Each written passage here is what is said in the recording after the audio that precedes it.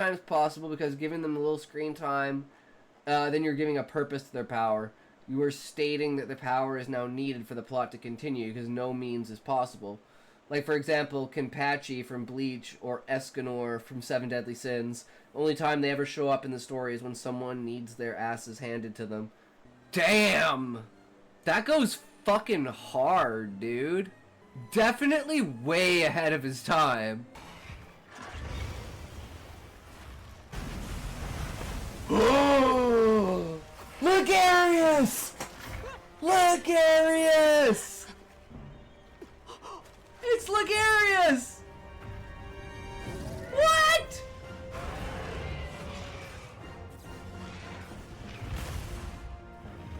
Dude, I am having such trip backs to try. We brainstormed the shit out of the book, though. We may have an entirely different viewpoint of things and an entirely different outcome of stuff. But we'll see how we can meditate on the beginning and changing everything. But hey, as always, guys, remember, if you can't say fuck you to your friends, who can you say fuck you to? Fuck you! Where there is the Higgs field. This is the Higgs field collapsed, which is a particle. And then this is the Higgs field after, like, you know, like, full collapse. And the only thing that can make this happen, as far as we know, consciousness is what causes the Higgs field to collapse, which causes particles to appear. So as far as this theory goes, consciousness is fundamental and consciousness creates reality because you need consciousness to collapse the Higgs field, and the collapsing of the Higgs field is what particles are. So far the stream hasn't freaked out, but I figured something out. If you press Control-Shift-Windows B, it resets your graphics drivers and your graphics card. Oh, yeah. Yeah, okay, I understand what you're trying to say. We were like, or be like, yeah, right, dude. I don't, like, now I understand the context for what you're saying, what you're saying, right? That's why I love talking to people. I even covered biocentrism, which is the idea that the universe is made up by consciousness as we observe it. Basically what you're describing. Yeah, and one of the things like that they originally thought from this is the idea that every particle knows where every other particle is, and that's the only way the interference wave came along. But then some other scientists in a different field came along and said, no, that's an interference pattern from waves. And they're like, wait, particles are how is a single electron, because they're firing a single electron, right? How is a single electron a wave?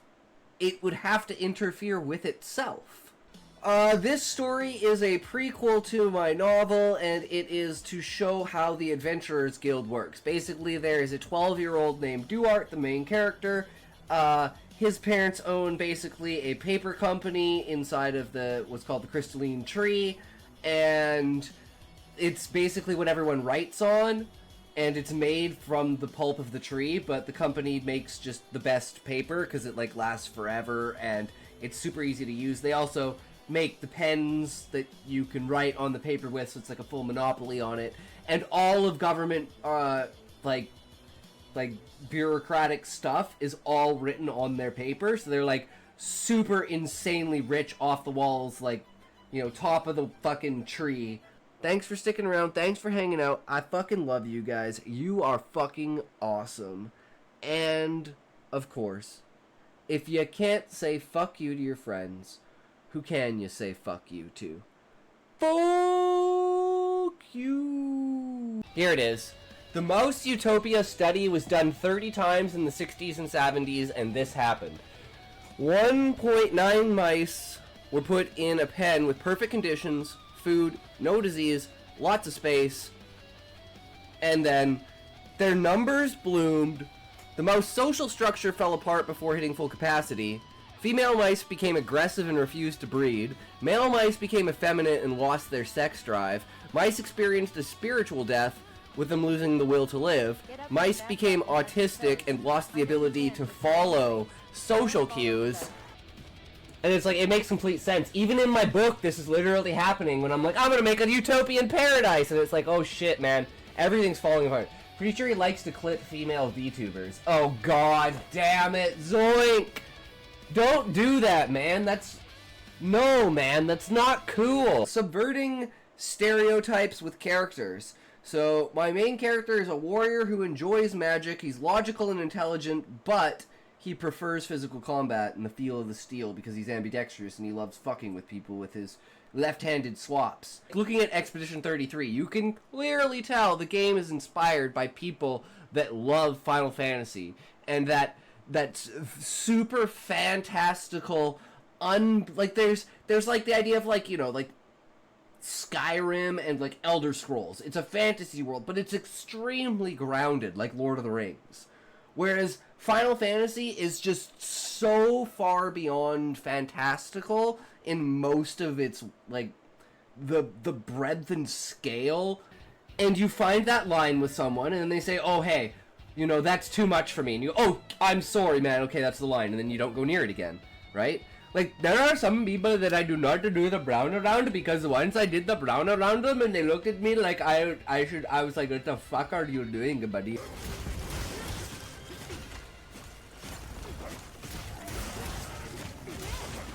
I am going to say, you are mean, Smokey. How dare you be so mean to me? I was so nice to you. I let you into the stream. I let you do whatever you wanted. But no, you have to be mean to me.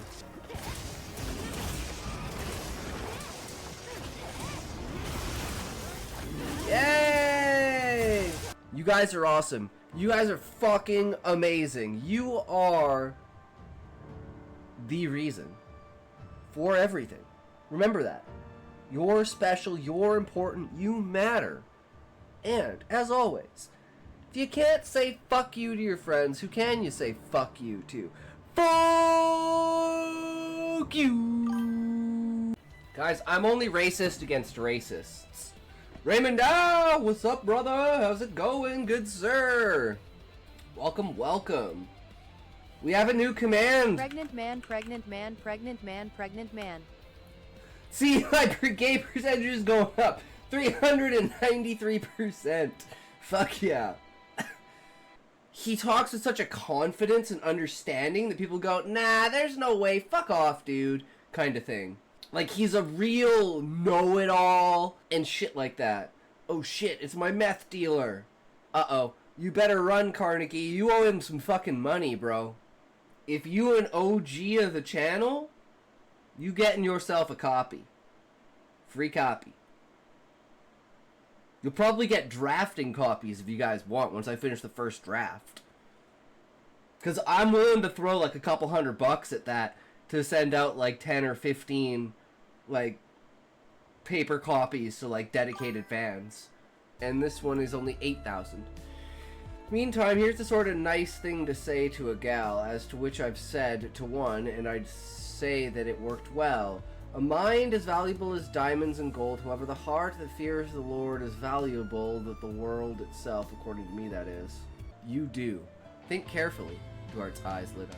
Yo, yo, yo, what's good, everyone? We back at her again! I know we're super behind right now, so we're kind of just, trying to catch back up with timing. We've got like a couple more things that we gotta do. I gotta put the captions on this, and then we gotta upload it, and then we gotta do all that. So you guys get to have fun watching me with that. And get kind of a preview, I guess, of today's story. Oh. I've been in overdrive since like 6 o'clock in the morning trying to get this shit done because I rewrote the story again like 3 times. But, is what it is.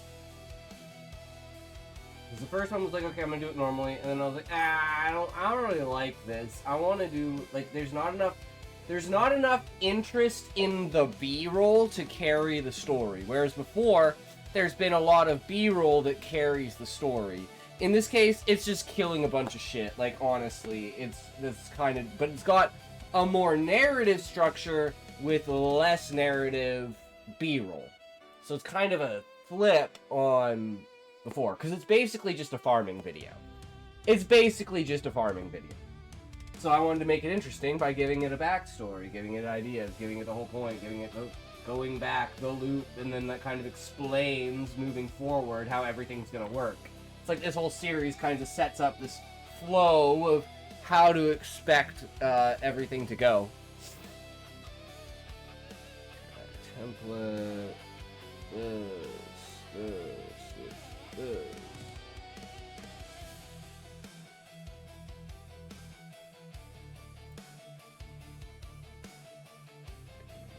Beginning, look at the end, export.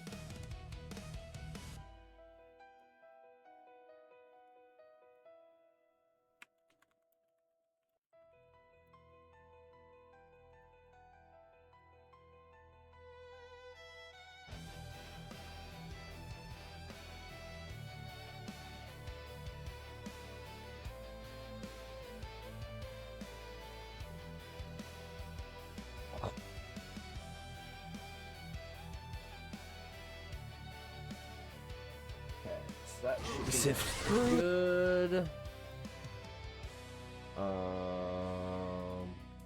Don't need that anymore. Don't need that. Okay, we need this. This. Switch to the main account. Okay, now we will upload.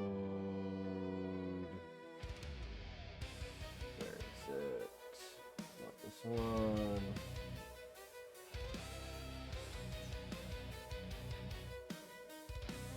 Okay, this one, and we're gonna go.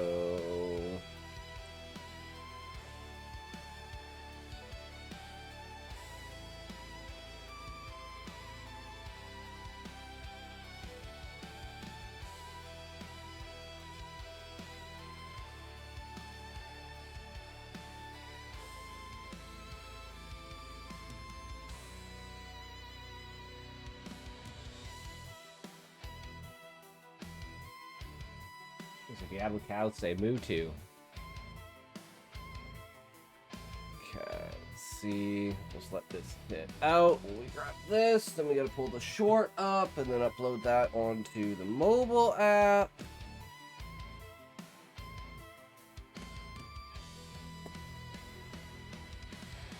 This is a fucking process, guys. This is a process. I still haven't mastered it. I don't think you can master it. Not with how retarded I am.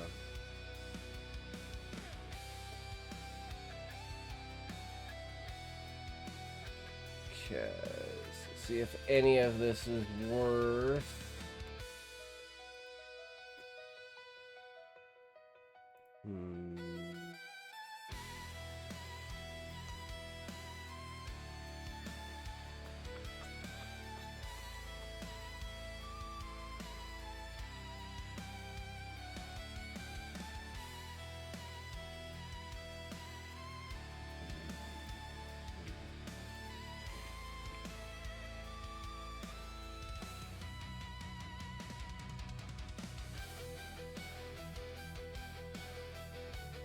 Okay.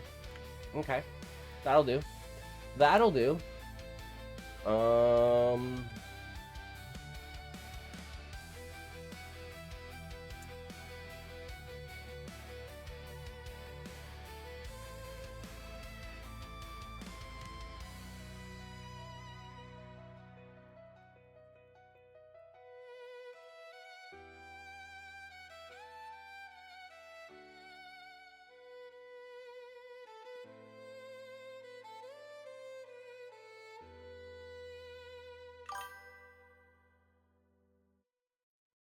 Hey, back. Sorry, still listening to my book and thinking what else the chapter needs. Ah, super smart. Okay. Let's just say, games.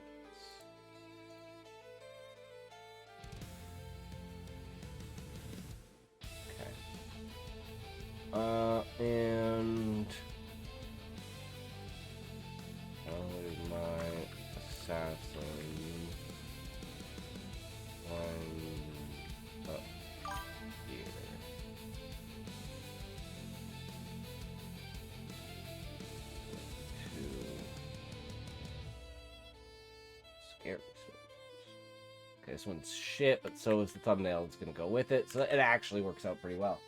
How's Yuri? I don't know. I think Yuri's doing good, as far as I know. The only one who's doing bad is me, because I'm so far behind, because if I don't have the B-roll set up beforehand, and I keep running, I keep thinking I have enough B-roll, and then I don't have enough B-roll. And I'm like, are you fucking kidding me?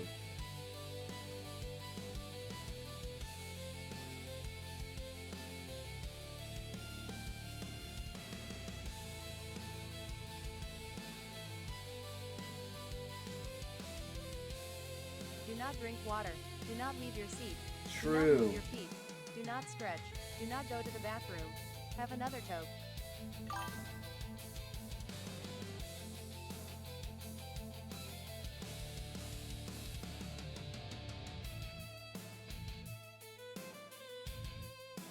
Chillin'! True. Thank you, thank you. I mean, it's not like we have a deadline that was 3:45, you know? It's not like we're 4 hours late. It's not like we were also supposed to do another video for Blue Horror Stories that we just never did. Yeah. This is what happens when you don't have enough B-roll.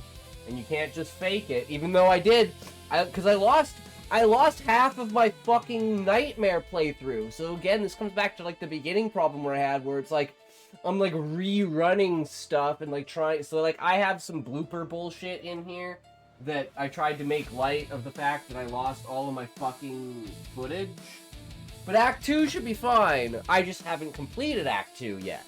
Whereas I was pretty much ahead for the last week, but now it's like I actually need to like sit down and play for like 6 to 8 hours to like complete Act 3, 4, and 5 in Nightmare. Sorry, 2, 3, 4, and 5. I'm almost done Act 2 though. You know, I'm pretty much at the end. I just got to beat Duriel, but I haven't done it yet. Cause I still got to go through the Arcane Sanctuary and all that bullshit. So like, fuck it. 3, 2, 1, toe.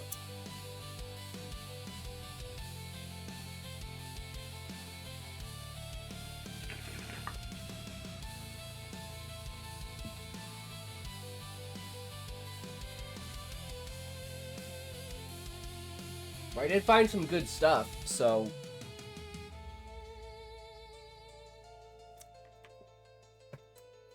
it is what it is. Okay, so this one's doing its thing. We go here.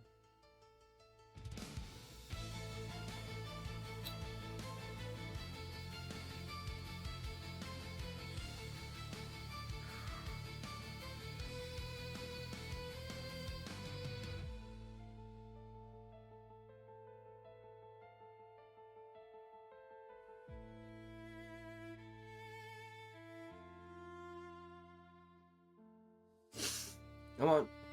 Come on! My phone is so slow, it's kind of ridiculous.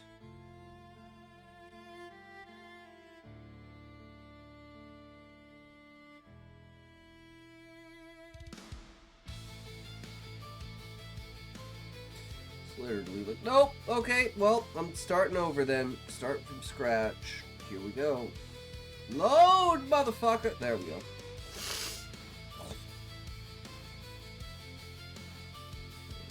This / fiction.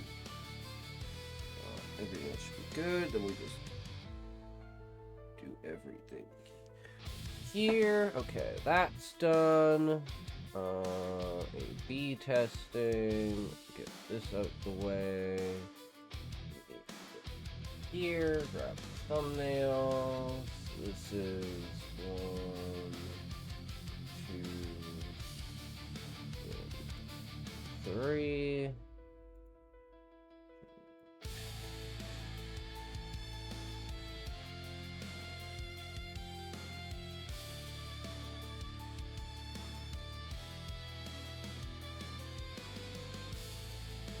Oh, that works. Yeah, perfect. Perfect.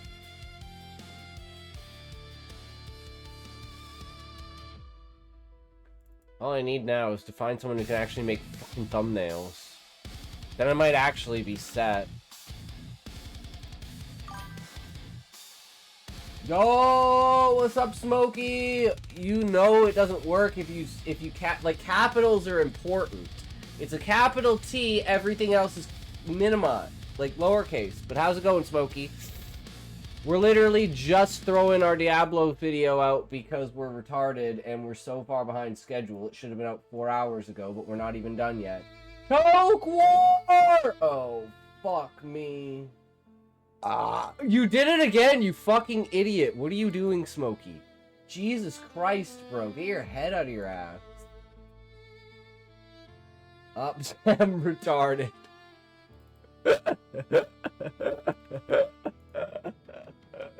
I love you too, Smokey. It's okay, we're all retarded.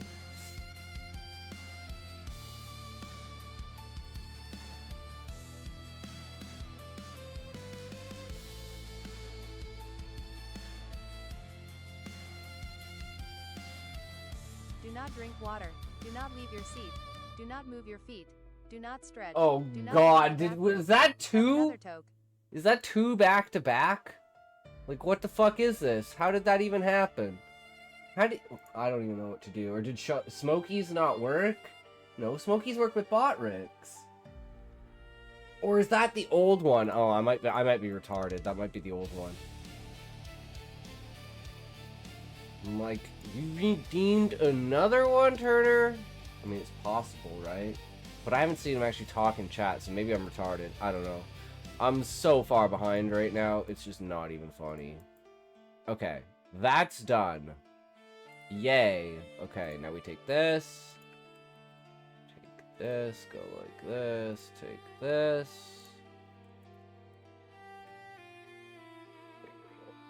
This. That'll do. Yeah, my nose is freaking out. It's too much cocaine! I do cocaine!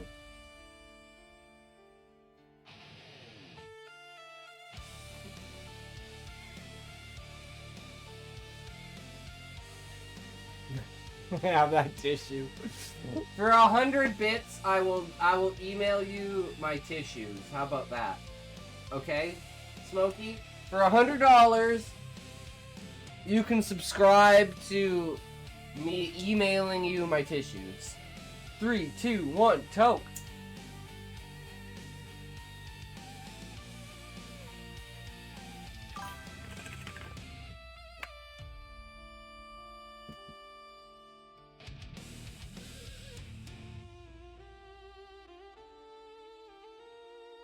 So there's 5 tiers. The shit tier, the spit tier, the snot tier, the jizz tier.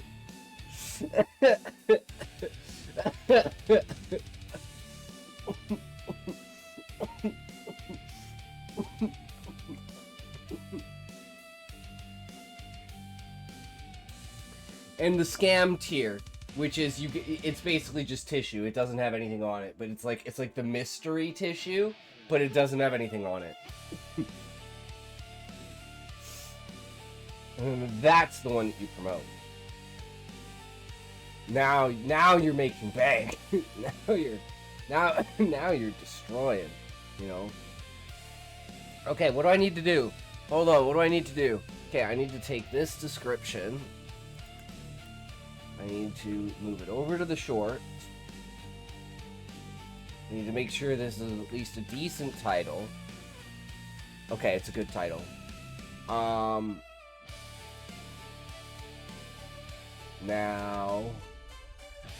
I got a dislike. Oh no.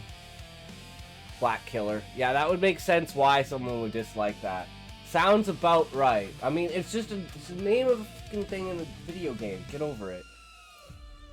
I think it's funny. Okay. I think that's everything. You just have to publish it now, right? Publish. Public. Okay, and then we attach that to this one, and we make this one. Oh, we should add tags D2R Diablo War.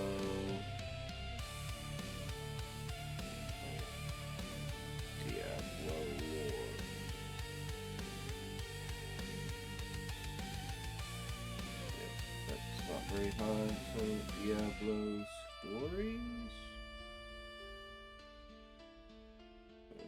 Diablo 2 Resurrected.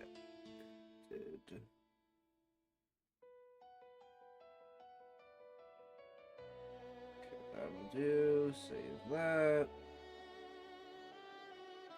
We want to do these. Show more. Related. This one.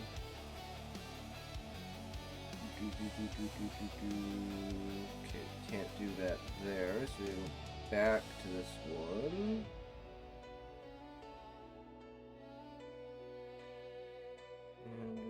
And okay, apparently I can't do it. Alright, I don't know where I used to do it, but I guess I can't do it no more. Publish.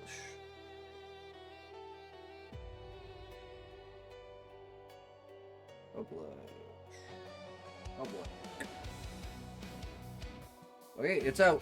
And now let's see if we can do a post, or if it's gonna like fuck us over like it did yesterday when we tried to do a post. Like it has been lately, so we go here. Oh, I have to switch my account. Switch account. Should we smoke guys? I've been working on this video all day. Should I roll a joint, and should we just take a break and watch the Diablo video, and then you guys tell me if working on that for 11 hours was worth it? Well, I did, but we'll see. No, see, it's still broken for some reason. It won't let me link the videos. Maybe I can do a post on here. Maybe it'll let me post on here. Let me share sneak peek. I don't know how to make a new post.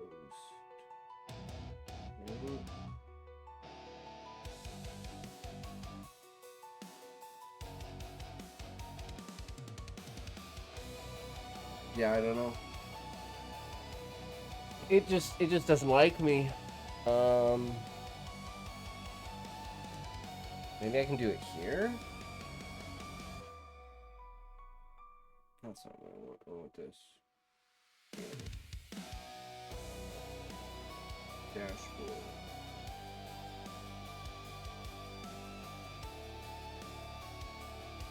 Community? Is that where posts are?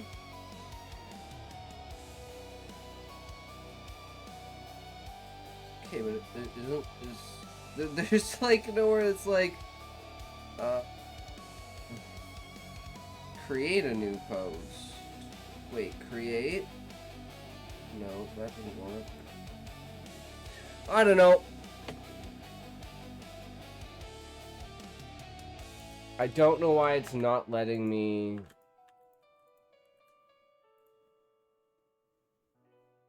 This is really annoying. Like they've been saying they've been having problems with it.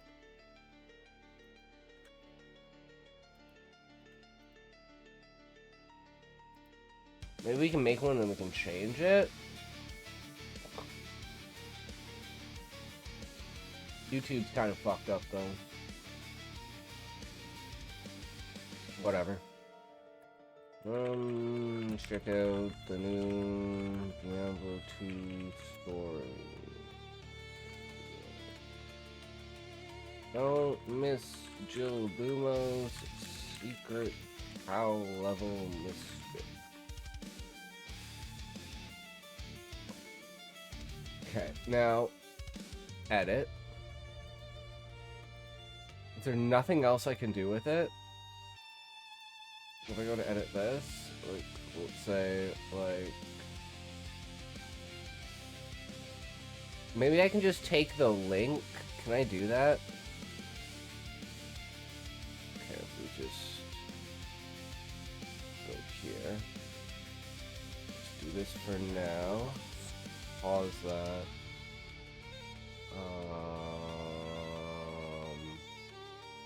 What are we doing? Link. Okay, we need the link for this. And then edit this. Put the link to it. Good enough. Okay. So we'll watch this. You guys can suffer the fuck through it. And then I'll read, I guess, Yuri's first on the chopping block for reading. So, yeah, I guess we're gonna have an ad in a sec here. So until then, we'll just chill. We'll just chill for a second here, right?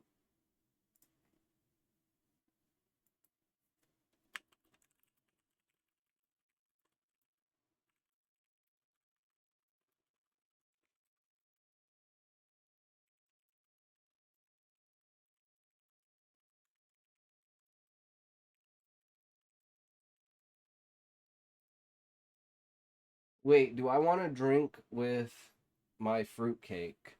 Ooh, that's an interesting question. That's a tough question. So, you know what's another interesting question? Do you guys think that the world is going to end on February 8th? At the Super Bowl? Like it's predicted, like it's going to be an alien invasion at the Super Bowl on Sunday?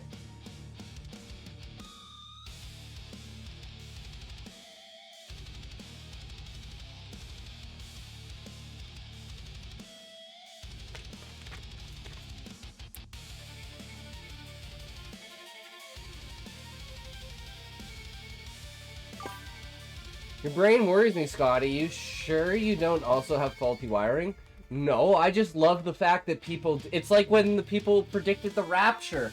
Or the Noah whatever dude in fucking Africa who built the arks who said the world was gonna flood.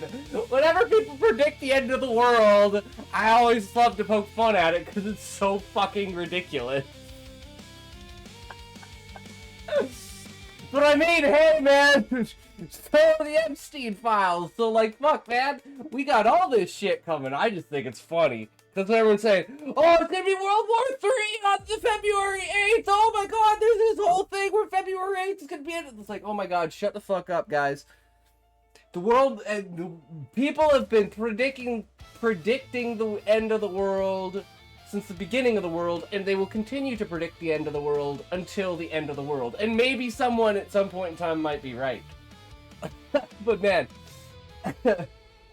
oh, it's so fucking ridiculous.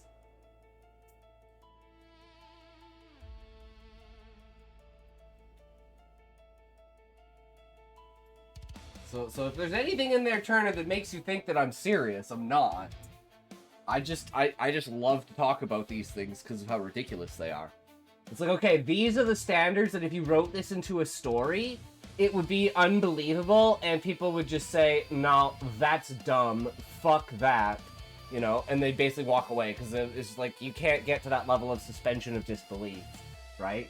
It's like Trump ruining political dramas because no one will ever be able to write a story that's believable but fucked up, because House of Cards was about as close as it got, and then that became real with Trump, and then it was like, oh shit, and now it's like nothing you could do in a political drama would like hit home, right? So now it's got to be like Succession, like financial dramas, or like K-dramas, which like shit like that, right? But I'd love to see like a Wolf of Wall Street style like TV show. like, you know, people in the high end, like, working their way up in the stock market and stuff like that. Well, I want to start it off with a toke, but I am going to roll a joint. Because it's a 26-minute video, right? So, that'll never get funding. How so, Turner? 3, 2, 1, toke!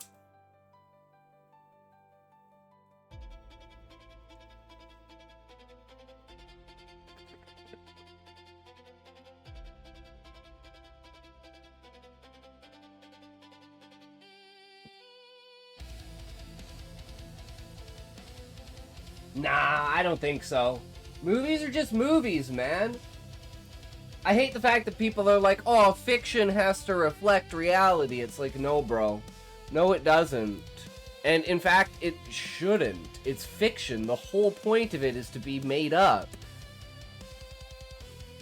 It's like saying you're not allowed to write magic because magic doesn't exist. It's like, so? Who the fuck cares? It's fiction. At least that's how I see it. But anyways, shall we get into this story? So I spent like 11 hours on this. This is bullshit, but it is what it is. Here we go. Welcome back to A Talk Stories. This is part 2, video 3 of Jill Booma's journey through Sanctuary. Today, we kick off with Act 1 Nightmare. People cannot divide fiction from fact. Case in point, arcs at the end of the world. No need yeah, that doesn't mean you can't make it, just though. Just dive in and enjoy That's the dumb, chaos. Turnus. But if you're hooked, that because people can't get it, you can't make it? No. Previous episodes. No. That's stupid. With the endless That's the cycle death of of rebirth, creativity. we now step into the depths of the second sanctuary. Is it memory or premonition? How can one truly destroy evil? Perhaps it is only the struggle that matters. As long as we endure, evil never wins. So, step into Jill Booma's shadow as demons Farm. quake before like the Nephilim fire in her veins. Ready or not? Going to result in more Let's Luigi. roll. No one's going to fund that kind of show. I blinked awake in the rogue encampment. I mean, fair enough. Pounding all I said was it's something I would like to see. I think I remember. So I think there's an audience for it, and if there's an Bale audience for crumbling, Tyrael's voice booming, and the world stone's corruption. He had to destroy it, to save Sanctuary from the dark. But those feel like premonitions, not memories. Flashes of fire and ice, not my past. My gears all here. Claws humming with venom, muscles tensing with my flexed fingers, gripping my blades. You're not wrong, there's probably an audience for it, but look at some of the messed up stuff that no one wanted, that they give us in video games and TV shows. Soaked in blood. Yeah, you just gotta wait for someone. Yo, chillin', what's up? Something's you just gotta wait for someone to do it, right? And we can get back to doing like Tropic Thunder kind of shit, right? Kane. Napoleon Dynamite. I know him. Strategy with the old Herodman. He has been the instrumental guide in my journey. But what journey? I'm just starting my journey, am I not? I approach Akara, the High Priestess. Her eyes wary under that hood. She calls me stranger. And then I have the look of one who's seen the very pits of hell. Dude. That's insane. This tells the story my heart knows, but my mind forgets. Yes, Turner, this is New Game Plus. Spark of revelation. And I'm not a bumbling simpleton. She probes my mind with questions. Reveal all I know. That I speak of Cain. You see my name's lost in thought than a mutter of Tristram. Just making sure I understand the context. Cursed town, cut off by the angels. It was Diablo's first staging ground. The evil there is what is seeping into the earth. It is the source. An old Herodrum named Deckard Cain lived there once. Or so the legends tell. Akara, Tells me to seek out Charcy. She once knew a stranger who came through the encampment. Seemed as though evil followed in his wake. The tales he told of his trials in a town called Tristram brought terror to even the most stone-hardened warrior. They became close. She may know more.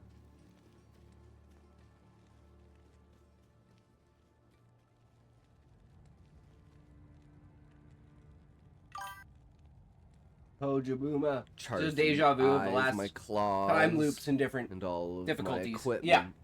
And she offers repairs, but her hammer can't touch the darkness etched in my steel. I tell her that is not why I have come. I speak of the future's danger and a rift in my memories, the inconsistencies of reality. With dark eyes, she tells me the story of a warrior, his fight against Diablo, his two companions, a rogue and a sorcerer. Every time on this How they run, were every drawn time to I the get a small good weapon, town it causes where they monster to met their flee. advisor, That's the third one I've found. Haradrim I named was so Deckard pissed. Cain. I was so With his knowledge of the I'll take arcane, that, he though. trained them to fight the demons. With Power my of fucking evil imbue again. corrupts all. However, and his two companions fell into the grasp of evil.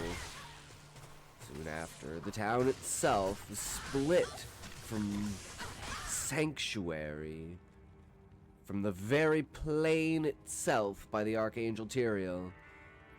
His attempt to slow the darkness that was consuming the world. The rift could never truly be closed, however, so the warrior has moved on far from here, taking his tales with him. But Charcy says Kasha might be able to help. The warrior said he had come here to talk personally to her. He would not say what about, but since then, Kasha has been brooding far more. She dare tempt not her wrath in pressing it. However, she states, and seem a capable woman to handle such things. Could not be worse than slaying demons, although that is something I have become numb to. Personal interactions seem more of a hell to me now than the hordes.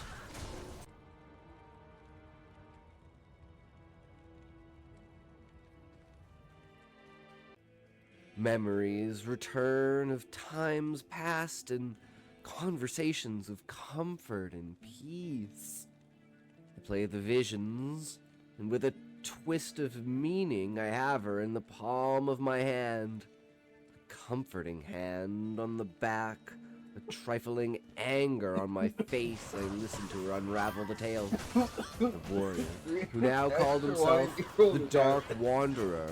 A strange red glow came from his hooded face. He would never show it, but the signs of corruption were there.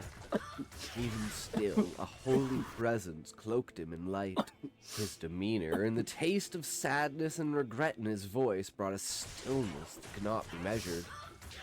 He had told Kasha that he was losing the battle to evil, that he was seeking the other companions he fought Diablo with. He described the old leader of the encampment before she went mad. They called her Bloodraven now, the sister of death. She had established I don't know what you mean by the this camp secret is and extra trained all the walking rogues. B-roll in the town. Slowly, she had withdrawn from the world. The memories of the horrors of Tristram taunting Not sure her. what you mean by that. She had confided in the second in command at the time. It was Kasha. With tears bleeding across her face, she held her arms up to stop the flow. A leader should never show weakness. I tell her, it's alright. Losing one precious to you is worth the tears. Yeah. They are not evil, they are pure. Let them flow with pride, for I will destroy Bloodraven and bring peace to her tortured soul. I mean, that was back Old in Kasha information Brutal overload, so this one's Not less need and better, cause I more think. distress for her. She has enough on her plate. I need information. Interrogation does not go so well with the damned, but I have a trick up my sleeve. They're ancient angelic words that can bring only truth from the mouth of a demon. It is as though Tyrael himself speaks through me, and the power of the high heavens flows into the being of this monster. Her spirit turns into the gentle soul that began a dark journey and turned into the thing they had sworn to defeat. She tells me of the cracking of Tristram, the barrier, the Cairn stones. She says, "Find the guardian Rakanishu. This demon holds the knowledge of the stones and how to activate them." My mind connects with Rakanishu, his memories and life bleeding into my soul, not there. his Ignore duties that. and death grinding against my Ignore that. will. The lesser lieutenants of his wings, the hordes of hell. The surprise of how organized and methodical the tides of hell were managed to shake me even more. Rakanishu was not a guardian. He was an invader. His troops were to find the Tree of Inifis, use the runes inside the body of its guardian, Treehead Woodfist. Take the head of the beast, carve the bark of the tree, write the runes in the blood from its brain. This was the only way to unveil the magics of the Cairn stones. I made it in time. The power of Treehead was too great for these weak fallen, those under the command of Rakanishu. The organization may be solid for hell, but the logistics have fallen. With Woodfist's head, I create the Scroll of Inifis. With the scroll in its presence, the stones begin to light up. Lightning from the sky. Shit. The stones erupt with power. Fucked up the It sound there. cascades between them, increasing in power. Then the red hue of a demonic light as the portal splits space, rippling with the waves of the aether. I harden myself for what to expect on the other side.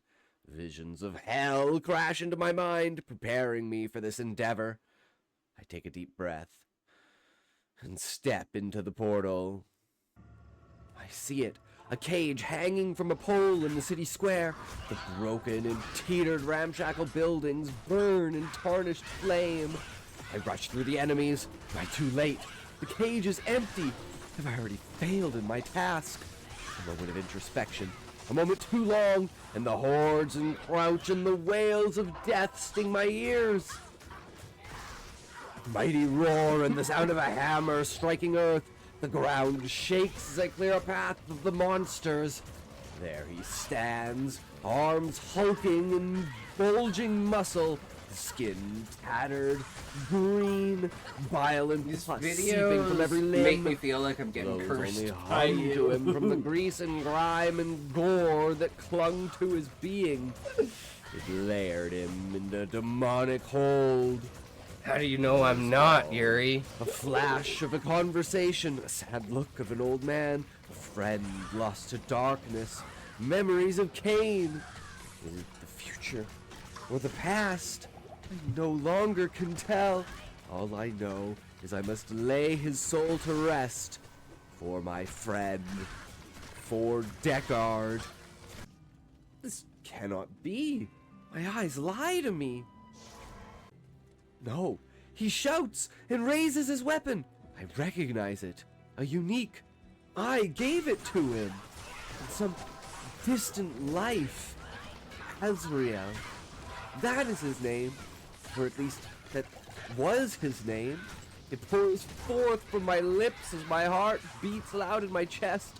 What is this feeling? Joy? Relief? Gratitude? He has been reborn as Jamali. All that matters is I'm no longer alone, and I have never been alone. Indigestion. Calm, serene world around me guide me. I was lost in a wave of ecstasy. I did not know you could feel like this. That such a feeling could be. I walk up to Jamali and clasp his hand. It's good to see you, old friend. And he replies, True, "As Smokey." you." It's a bittersweet reunion once I hear I still haven't unbanned the you, have I? old crone's On words. Twitch. It was about to be bent Calls over. us over. To my surprise, I look to Jamali with a question. Great story. Can't care. tells me it was not but moments ago he had returned from the cursed land of Tristram with Deckard Cain. I mean the Diablo. My dick? He had materialized in an angelic form on the outskirts, and he had heard the cries of the man, and with no thought in his head, he knew what must be done. As the time had passed, and he looked upon the man, and the man had led him here, it had all returned in a flash, at least most of it, or so he thought. It was a strange way to know the future, or was it a different past? The loop of the cycle is You're a eternal. cute voice in my head right Mere now. mortals are but the cogs of the wheel. Perhaps us Nephilim are just larger cogs.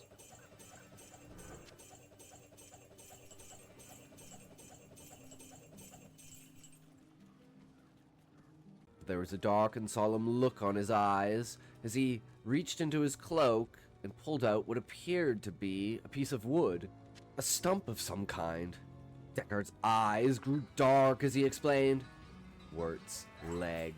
A poor orphan boy of Tristram, a gully rat. Okay, fuck that up. peddled in Those unusual clips are wares. supposed to be the other way around. Most He's not supposed to pick it up yet. Sanctuary, his life was short. He's not supposed to pick up the cube yet. Brutal. Jamali reaches into another pocket from his cloak, and he pulls something I recognize. A small cube of metal. My eyes go wide as I stare. The Herodric cube. A+ effort alone. Jamali Did had you roll this. that, My Jeffrey? mind flooding with Yeah, I already knowledge smoked it. from a horror I did not want to experience. This is the road Yet I for it. knew I I can't carry anymore. had, and I would again.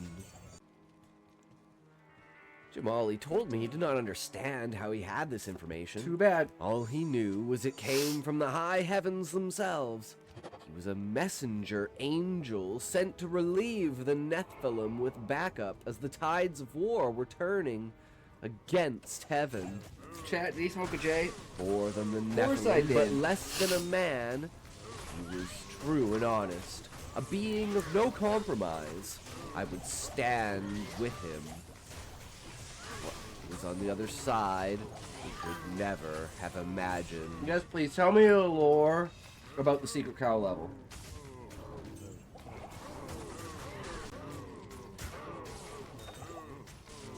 These monstrosities surrounded us. They closed in, consuming the space like roaches, impossibly fast on tiny two legs. These bipedal bovines, armed in hell's lances, charged to consume our souls. Jamali charges, his polearm sweeping in wide arcs, cleaving through the front line. Blood sprays, cow blood thick and red. The smell was wrong. It smelled like meat was fully cooked. I couldn't help but feel the moisture accumulating in my mouth. A good meal these days would not make, but I could imagine that madness that taste would induce. It sickens me, but I care not for the source. It is better than the smell of decay and rot and depravity. My body is a blur of emotion as I unleash an endless flurry of kicks, knocking back the line. Me and Jamali press harder while I summon my shadow and pincer the monster. It's what's for dinner. They swarmed us, hooves pounding the earth like war drums. I dodged, the swinging axe rolling to the side, under and then countering with phoenix strike, my hands igniting with fiery essence. The first charge, hurling a bolt of flame that singed a group of three, the air filled with the smell of burning hair.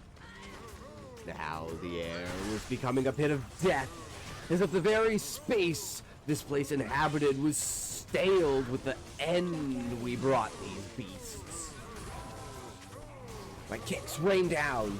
First charge, a meteor from the skies. Second charge, a burst of One medium rare, lightning please. fractaling into the distance. Third charge, chaos ice bolts shatter in circles as they coil through the air.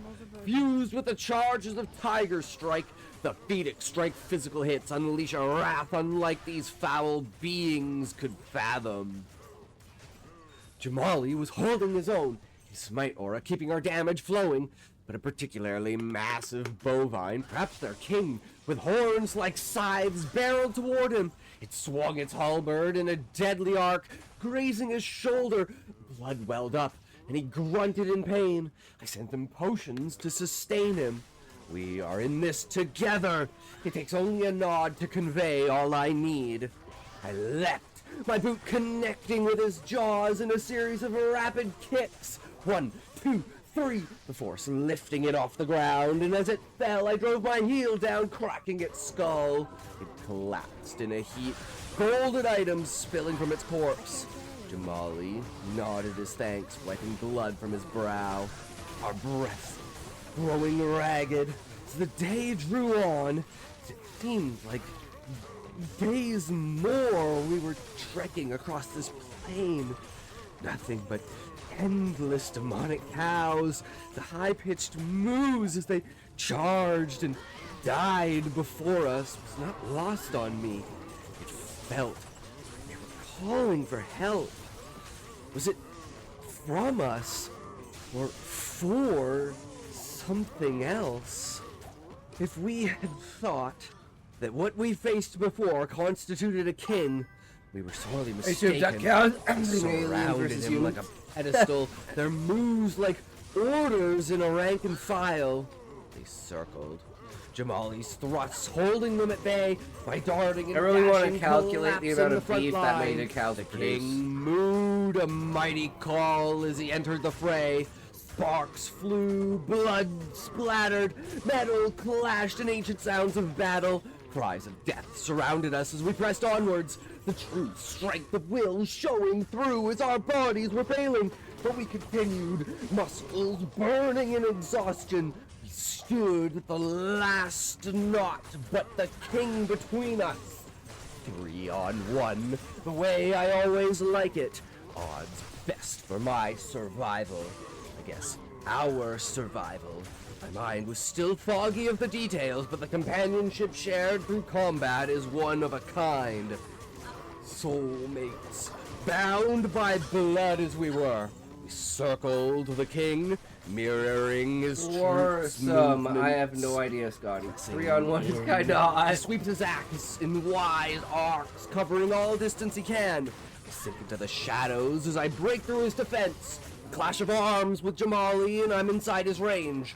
His eyes wide with fright. His clan gone, his weapons subdued, his crown fallen. I strike true to his core, unleashing my blades upon his flesh. Chunks of meat and fat and gut spray as I drive my fist inside him and rail the very heart from his ribs. I scream into the void as I clutch it, still beating in my hand. The look on Jamali's face says it all. I lost myself in the madness. This song of destruction calls to me, and his hand on my shoulder brings me back to calm. I drop the heart, breathing heavy as I drop to the ground. Sits beside me, and we wait in silence for my mind to return from the Like depths this of Turner Tangent darkness. person. True Death Smokey. I like Turner. receding from my soul. He nods. We open a town portal, returning to the encampment. My rage and bloodlust almost fully subsided. Curiosity over our spoils catching my full attention. What is the slaughter worth if not to build arms for the greater slaughter? Now fully prepared, and Dariel should be shaking in her boots, if she wore any. We sift through the heaps of treasure that have accumulated. This strange land has wonders beyond our mind's reach. There's a true natured metal, a power of angelic strength. It hums with visceral Nice foot energy as fetish. my Well, she's a hand nudist. clasps around it. This is the new might that the depths of hell shade, for they know it can extinguish the very fires of hell themselves. Now fully prepared, and Dariel should be shaking in her boots, if she wore any. The hideous image of her Shit. towering over me with blood-soaked lips, her naked body, and the hatred burning in her eyes. That's a fuck up. I close my eyes, imagining her death by my hands. I stare at the waypoint. I told you, every Stare at the time waypoint, there's and one! Jamali steps forward. We clasp hands On today's and episode smile. of Teen Dine's last time Kitchen, we'll be In a trying the long claws time. at Trout Let I the can't- slaughter Hermandine? begin. Hermandine? I think we're higher than one. Thank you again so much for watching and making it to the end. I really appreciate it. And for this one, I tried to make this far more story-driven, so it fits better with the channel. Again, let me know your thoughts down in the comments. This one was a real blast to make. I didn't feel constricted in the story writing. Like they say, with practice comes new techniques. It's all about the structure and presentation. Just the easier you make it, the more you can focus on the real meat, right? So if I can structure everything, that all I can do is spend all of my time on the story itself instead of, editing, getting 8 hours. actually playing Diablo or whatever I'm doing for whatever, and then getting the whole thing together. No So, constriction, let the the more you bush do it, the breathe. better you get, right? So, if you like the video and you want more, well, we have 5 videos in part 1 if you like the Diablo stuff, as well as a lot more stories if you want to go check those out. So, if you like the video and you want to go check out more content, we got a lot more videos, as well as part 1 of the Diablo series. We have 5 videos in there, so go check that out if you want to get up to speed with the full journey of Jilbuma. As tomorrow we head into the lair of Andariel herself. It's a lot of time spent The editing. What took forsaken the most time in monastery editing? looms over the highlands. Setting up the B-roll, The forsaken monastery looms over the highlands. because I didn't have enough B-roll. Jilbuma and Jamali carry out heaven's will. Find out next time on Dragon Ball Z. Ahem. In the next episode of Jilbuma's journey through Sanctuary. Until then, stay safe from the shadows of hell with the best weapon in your arsenal, faith. Take care, fellow Nephilim.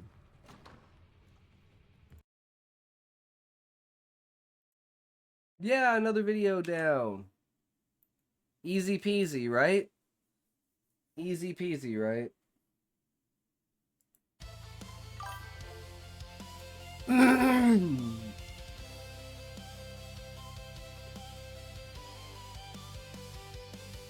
Yeah, the biggest part...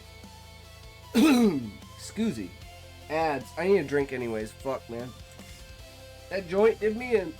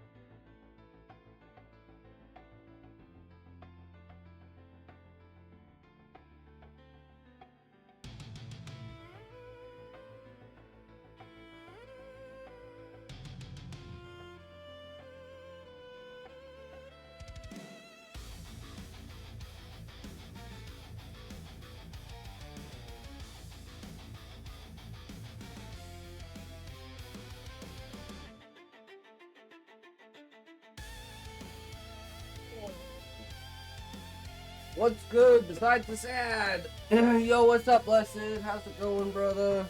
We just watched the video for today, because holy shit. That was a video. Yay! Let's eat, kids. Let's eat, kids. Punctuation saves lives. True. So what did you say, Sean? I missed your message. On today's episode of Teen Dine's Kitchen, we'll be trying our claws at Trout Permandine. What you'll need for this recipe is a trout, a vase, your claws and teeth. Step 1, have your slave go fish. Step 2, knock over a vase in another room. Then, while your slave is occupied cleaning up the mess caused purely by accident, apply your claws to the trout. Then rip into it with your teeth. Oh, because you're a cat. Because you're a cat.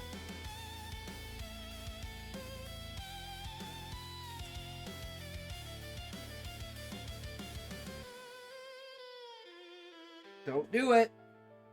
Don't do it. Goddamn, don't do it. Oh, for fuck's sake. Your typical cat. Okay. Alright, so Yuri's up first today. Are you ready, Yuri? Are you ready for your story, good sir? Can I have that tissue? One of these days, Smokey. Oh, actually, there's a 6th one. I forgot about blood. We call Houdini Teeny Deeny. Then all of a sudden it morphed into Tina Dean. So that's where that blurb came from.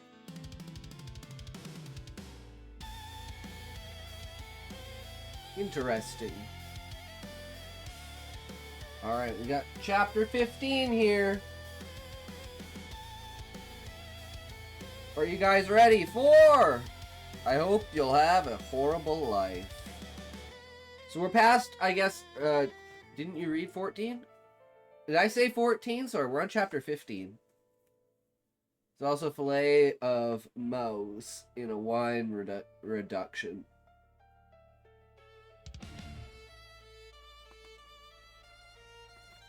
See, it's chapter 15, I swear. I don't know if you can see that, but yeah. I'm sorry, I'm retarded! Alright, ready? Here we go. Chapter 15. When sirens started going all over the school, I started running with a big grin. Still a distance away from the math classroom, I got in a corner and started rustling. Then, I was safe to go. By the way, he just pulled the school fire alarm just to catch people up. Quickly but carefully, walked towards the place, hoping no one would see me. Just to be fucking seen by someone after turning a corner. He is just staring at me? He looks a bit confused, and he doesn't seem to be from my class. What are you doing? I said that in a slightly concerned tone, to which he replied, I don't know. He sounds robotic. Then, I took it in my hands. Huh? We had dozens of drills for this. Hurry and go up to your classroom. I was relying entirely on intuition with what I was saying. I've never partaken in a single drill because of my lack of attendance. Okay. Can't deny this interaction made me flabbergasted. Why was he acting like such a video game NPC? Whatever. Take full control! Finally, I got next to the math classroom. Everyone was already gone. I wonder, is Abigail worried for me since I'm not there yet? Just like anticipated, the door wasn't locked. I went in and found the exam papers seconds after going through the teacher's desk. It was multiple pages, took pictures of all of them. Afterwards, I put them back and took my leave. Once the distance between myself and my own classroom had been closed, I noticed that nobody was there. I thought that everyone had to go to their class after a fire broke out, since everyone would be there, and also so that the teacher could verify that no one is missing. I guess it makes no sense to verify attendance on the spot, knowing that the building is on fire. I recognize my error. I ran this thought process through the premise that there's no actual fire. On that note, what I said to the guy from earlier was perhaps a little inconsistent. But I guess it doesn't matter, since it's a literal fire. Though, I wonder, Did it make him confused whatsoever that I told him to go to his class rather than the exit? Then, knowing that nobody was in the classroom, I opened the window and jumped out of the second floor. Completely unharmed, I found my classmates and proceeded to wait for a delicious announcement. I was pondering in the meantime. Could it be possible for the exam to get delayed or even cancelled?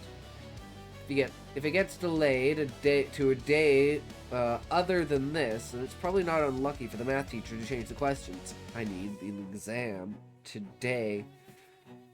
While waiting, I opened up my phone to submit the exam papers, just to see 5 missed messages from Abigail. Right after I started reading the messages, he started talking to me in person. Johan, where were you? She started talking to me in person. Johan, where were you? She appears, more worried than I thought she'd be. That's a healthy peek into her mind. I was in the bathroom, so I couldn't come out right away. Sorry for making you worry. That would suck. You're taking a fat shit, sitting on the john, and the alarm goes off. You're like, well, I'm fucked. It is what it is, boys. It is what it is. Just pray to God.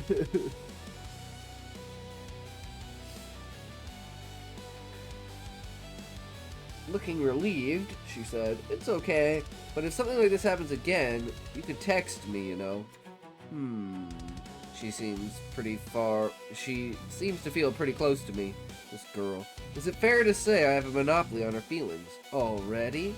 I smiled and said, I promise I will if anything happens again. I almost feel bad for being the one she's taking an interest in. She's bound to burn for having feelings for me. See, normally, like, I'd say it would, like, why is this chick, like, being all like this? But this guy's, like, a fucking 6 foot tall, fucking, like, very methodical 14-year-old.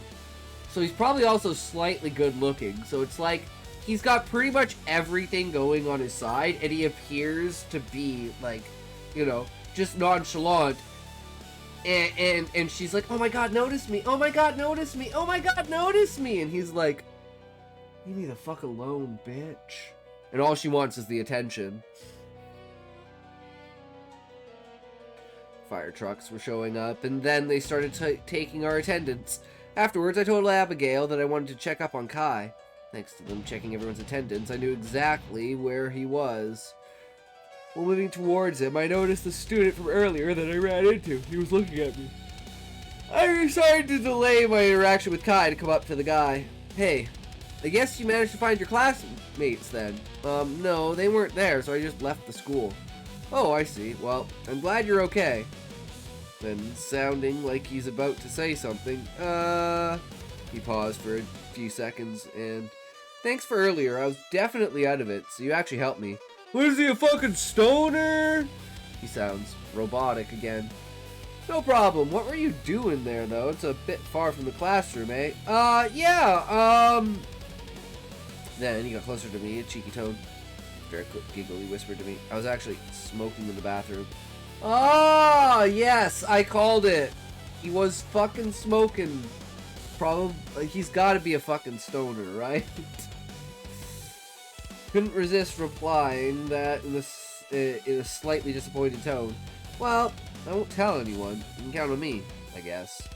Didn't directly tell me that I had to keep it a secret or anything, but him getting closer to me and telling via a whisper made me feel forced. That said, simultaneously, I did feel the need to hide the displeasure from my tone. I didn't outright negatively comment about what he was doing, but it was obvious that he caught on from my voice. It's his business. I have nothing to do with him or what he does. We exchanged our names and went our ways. It was a strange interaction. Around 40 minutes passed since the sirens began. Then they announced it. Attention, everyone! So, as it seems, there's no fire. Everyone started whispering in stupefaction and disappointment. Classes will resume normally. As for the culprit of this ridiculous prank, we have security cameras. We'll have you caught by tomorrow morning. Feel free to confess right now for a lighter suspension. Seeing the senile teacher spout that in arrogance and confidence, it made me reciprocate him with an identical smile. However, why aren't they checking if anyone got sullied by the spray? Inclination to resume the class as fast as possible? Confidence in the cameras? Or a combination of both? Regardless, it was perfect for me. Class continued on and nothing was delayed. Today's difference was just the murder of biology class. Then, just after 2 more classes, the homework service replied with the answers. Memorizing numbers is harder than memorizing words, so I had to stare at them for 3 or so minutes before being sure that I had all the answers down. Taking my sweet time and putting everything, I was done with the exam in under half an hour. Having the extra time on my hands made me suddenly remember Kai. Oops. I was going to talk to him outside and take advantage of the situation by showing him care, but I forgot thanks to the talk of the smoker.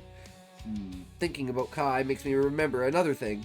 He said he's not smart and that he just pays attention to class. But I'm confused. Was he just trying to tell a joke? Or was he actually serious? I thought he was studious. So this somewhat contradicts my assumption yet again. I'm curious. Then I submit the papers. My answers, they were undeniably flawless. End of chapter 15. Alright, I'm gonna take a toke, and then we'll do chapter 16! Good chapter, though. Definitely raising the stakes with that one. It's like, alright, well, what's his plan to do to get the shit out of it? Is he gonna cut off his own hand? Huh? He should know that, like, literally, the whole point of that is there's a special chemical that you can't just wash it off. There's a special chemical to get it off your hand. The only way to get it off is with that chemical, and that chemical is not available to the public. But hey, maybe he has a source of some kind that has it, so he can get it off his hand, and then no one will know. What I like about this book is that it gets better and better every 10 chapters. I mean, that's Act 1, Act 2, Act 3 onwards, right?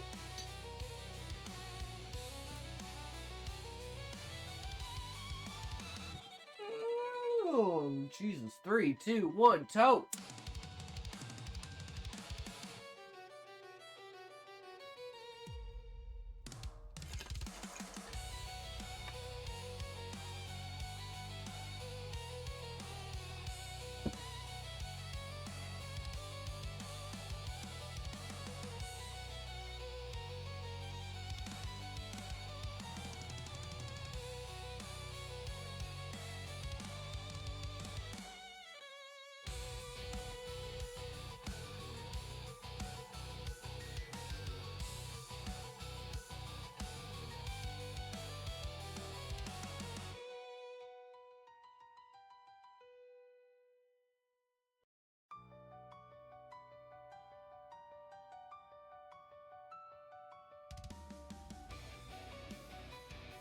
Okay, are we ready for chapter 16?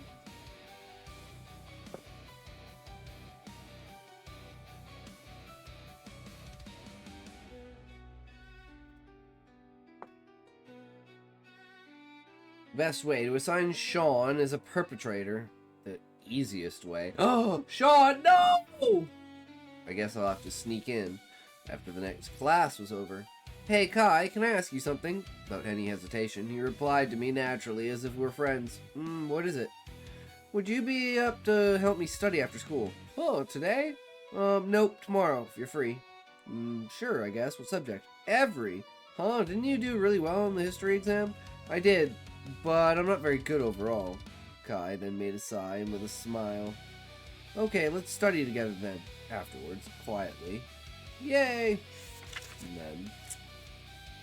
You want to exchange contacts? What do you use? Snap, Discord, WhatsApp? WhatsApp is fine. This conversation was probably only possible because the walls between us have been broken over time. That said, have there been any walls to begin with? Kai is a stranger because stranger is a strange case in many ways. Can't sense any hidden layers in him. Being cynical is generally the right approach towards people. Relationships need to be transactional, otherwise they have no purpose in existing. Breaks my heart when people think that, but this guy is a piece of shit, so he would think that. It's bizarre and downright self-deceiving to say you want to be with someone for anything other than a transaction. There's nothing inherently wrong about confronting this reality, because in all relationships you return to the transaction with something they also desire. As both parties are satisfied with the transactions, and it's a healthy relationship that society would consider acceptable and happy. Yeah, but most aren't, right? Because most people are too dumb to figure that shit out. I swear it's not me, guys. It's fucking them, okay? I know this looks really bad with the common denominator, but really the common denominator is women.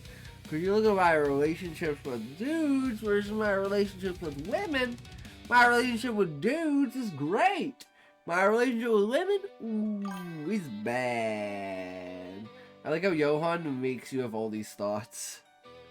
I mean, I like to be introspective about, like, his reasoning, his thoughts, you know, backing up his reality, because he is this kind of, like, realistic view of the world, right? Of, like, the strong prevail through manipulating the weak, which is absolutely true. So he's not, and he's, you know, he has no moral reservations of holding back to do what needs to be done, to do what's good for him.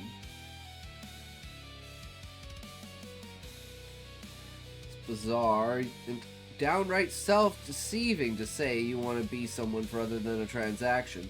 There's nothing inherently wrong about confronting this reality, because in all relationships you return the transaction with something they also desire. As long as both parties are satisfied with the transaction, then it's a healthy relationship that society would consider acceptable and happy. And we can also change that up to, I'm happy with you, you're happy with me as well, right? I am. The ugliness shatters. Now the transaction is masquerading itself as something nobody could look down upon. Just a simple change in linguistics. Ultimately, even disagreeable opinions and philosophies could be accepted by us as long as they are reworded in a way that would cater to our perceptions.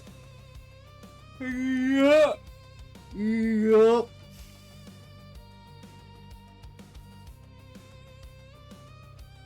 Yup.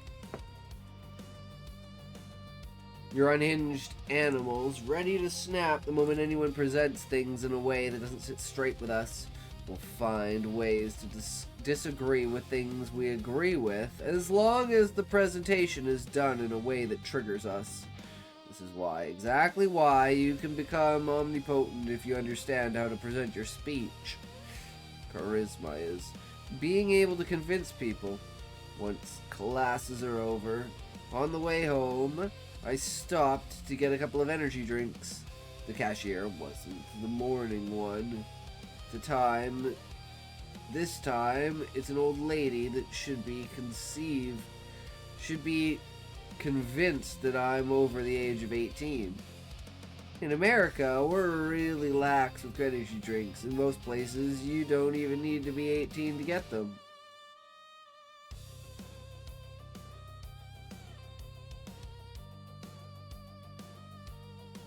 Wait, you need to be 18 to get energy drinks? Wait, since when? Is that a real thing?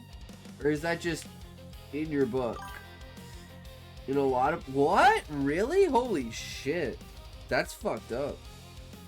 I did not know that. It's funny, as energy drinks are dangerous and much more addicting than even most drugs.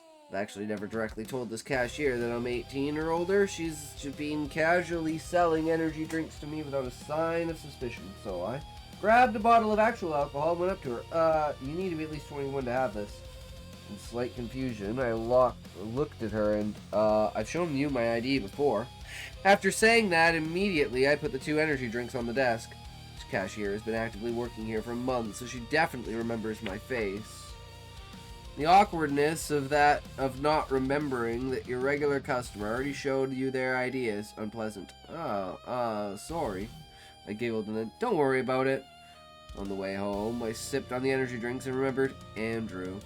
He wasn't even brought up today. Why? Isn't that strange? He doesn't have any friends, sure. But shouldn't they mention that he's hospitalized? I'm confident that the school knows. Did his parents request for them to tell the students? To be honest, everything that has been lately transpiring in school has been nothing but extremely troublesome. Prank call, checking phones, and now the fire alarm. Everything has been chaotic ever since I began going to school again. If everything goes right from now on, there shouldn't be any problems until graduation. Once I got home, I texted Abigail and asked her what she'd like to meet with, when she'd like to meet up.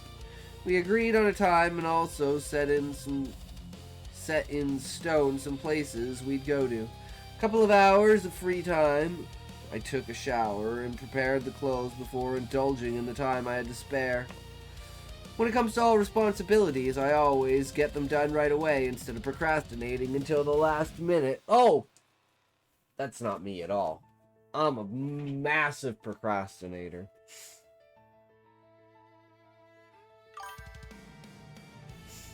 Massive procrastinator. Fuck, I'm so bad.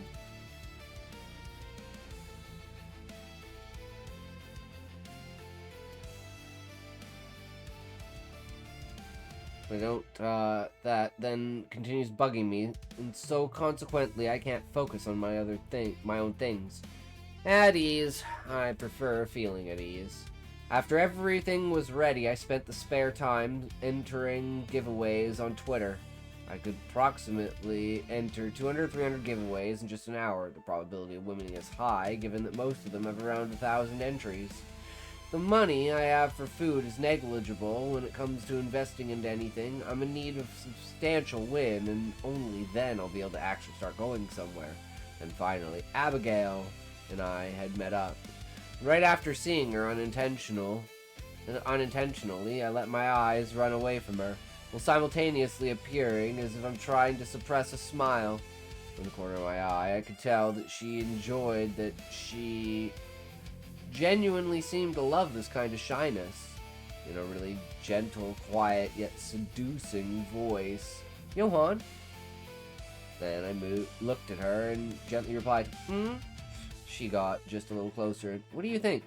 Afterwards, I started lightly smiling, looking away. Cute. Ooh. I was a little surprised by her reaction. She softly squirmed. How come with this girl everything goes exactly how I planned? Nothing ever goes wrong. Seeing her bright big smile is honestly comforting. Only with her do I feel like. Once we got to a cafe, we started chatting, and neither of us looked at our phones even once. We're only 14, but I'm positive that our balance in terms of conversation was perfect. It was a 50-50 split in how much we talked about ourselves. Neither of us interrupted each other even once, neglected anything we said, nor do anything that made us uncomfortable. Each time I'd ask her anything, she'd ask me back afterwards, even hoist a question of her own. When we first talked on Snapchat, it was much more one-sided, and I felt like I was the one carrying the whole conversation. Now, it's undeniably balanced. I guess it's because she's more interested in me now? Johan, do you play any video games? She said that slightly apprehensively. She worried. I'll go full 1990s to call her a nerd or something. Yeah, I play Valorant sometimes, also like Terraria and Stardew Valley. It's true that I've played these games, but only in insignificant amount. That said, just enough that I'd know how to say, what to say if asked any questions. Her eyes began sparkling, and all apprehensiveness from her voice was blown away. I also play Val, also League. Oh, and I played Terraria and Stardew before. Hearing how passionate she is, reciprocating her passion with sincere interest would, without a doubt, put her feelings on a leash. I held eye contact with her entire time she spoke, having a warm smile and listening to every word she said.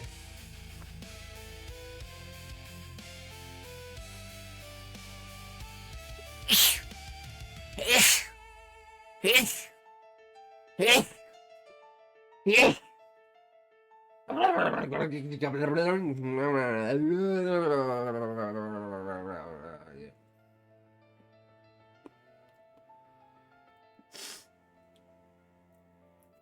God. I better not be getting sick. What the fuck? My nose is fucking fucked. Whew.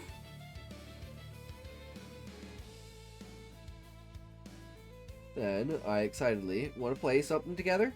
Yeah, I'd love that. I'd actually love that a lot. I was already smiling, but after a reply, I reaffirmed my smile in a noticeable way. Want to come to my place after the movie? Her voice was full of expectations high. You know, I actually don't like movies all that much, so want to just skip it? I giggled after saying that, and she seemed a little surprised, in a good way. Oh, me too, I'm with a slight, faintly apprehensive purse. More into anime and stuff anyway. Her expression seems hopeful. It's visible on her face. She wants me to say I'm in anime as well, I guess. Oh, I love anime. I haven't seen too much, but I'm into it as well. She let a soft, quiet squirm yet again, then said, in that case, you... As she progressed saying that, her voice gradually started sounding softer and more seductive. Want to watch something at my place instead? She's only inviting me to watch anime and play games at her house, yet regardless, she said in a tone that would be impossible to reject. Just minutes later, we left the cafe and went to her place, with nobody but us there. Bam, chicka, wow, wow, we gonna get it on. Bam, chicka, wow, wow. Abigail's parents were working late, so we had a while to hang out without anyone interrupting us. Either subscribe to the idea of getting introduced to them so early on. At first, we mostly relaxed and chatted on the fluffy carpet in her room. My couch undeniably had real competition because of this. Then, hey Johan, she keeps doing this. Want to call me Abby instead of Abigail? She pauses and then finishes what she's saying in a gradually more seductive tone. Her tone creates expectations and warmth in your chest just to then ask something that you end up inevitably replying to in a positive way thanks to the way she's speaking. I utilize a bunch of tricks of my own, but the way she does is filled with blindness and confidence. She doesn't decide on a specific tone based on social cues or whatever. She just goes with it, using raw force. It's void of logic, but without a doubt, it's nonetheless more than effective against any guy whatsoever. If I used against someone that has a crush on her, they would fall head over heels for her all over again. Fucking ads! I should have waited. I should have known. I should have known better. I should have been a better streamer, but I can't.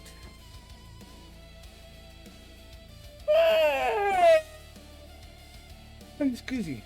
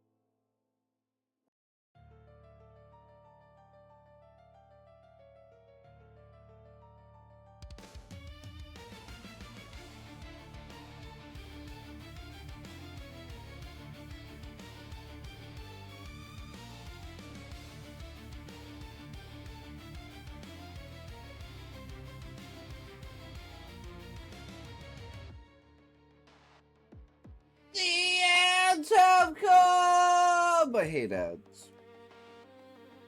Sometimes they're worth nothing, and other times they're worthless more than nothing.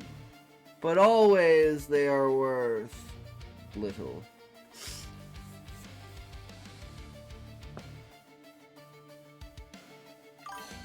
One day you'll be so into this you'll grind 10 chapters in a row, and I'm just waiting for that day. I mean, if there's nothing else to read, Yuri, and going hard, true, I'm just, holy shit, I'm thinking about just having a really short stream today, because, like, I am so fucking tired.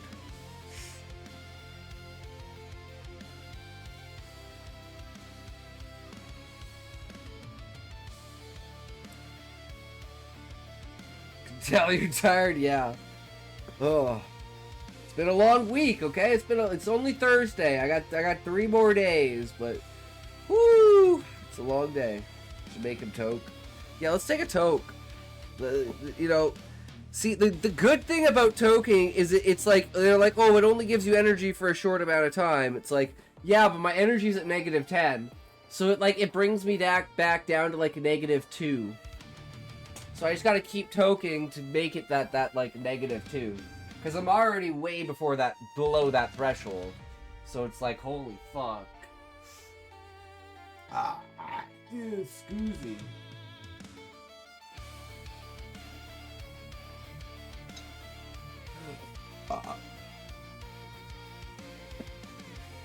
Alright. 3, 2, 1, toke!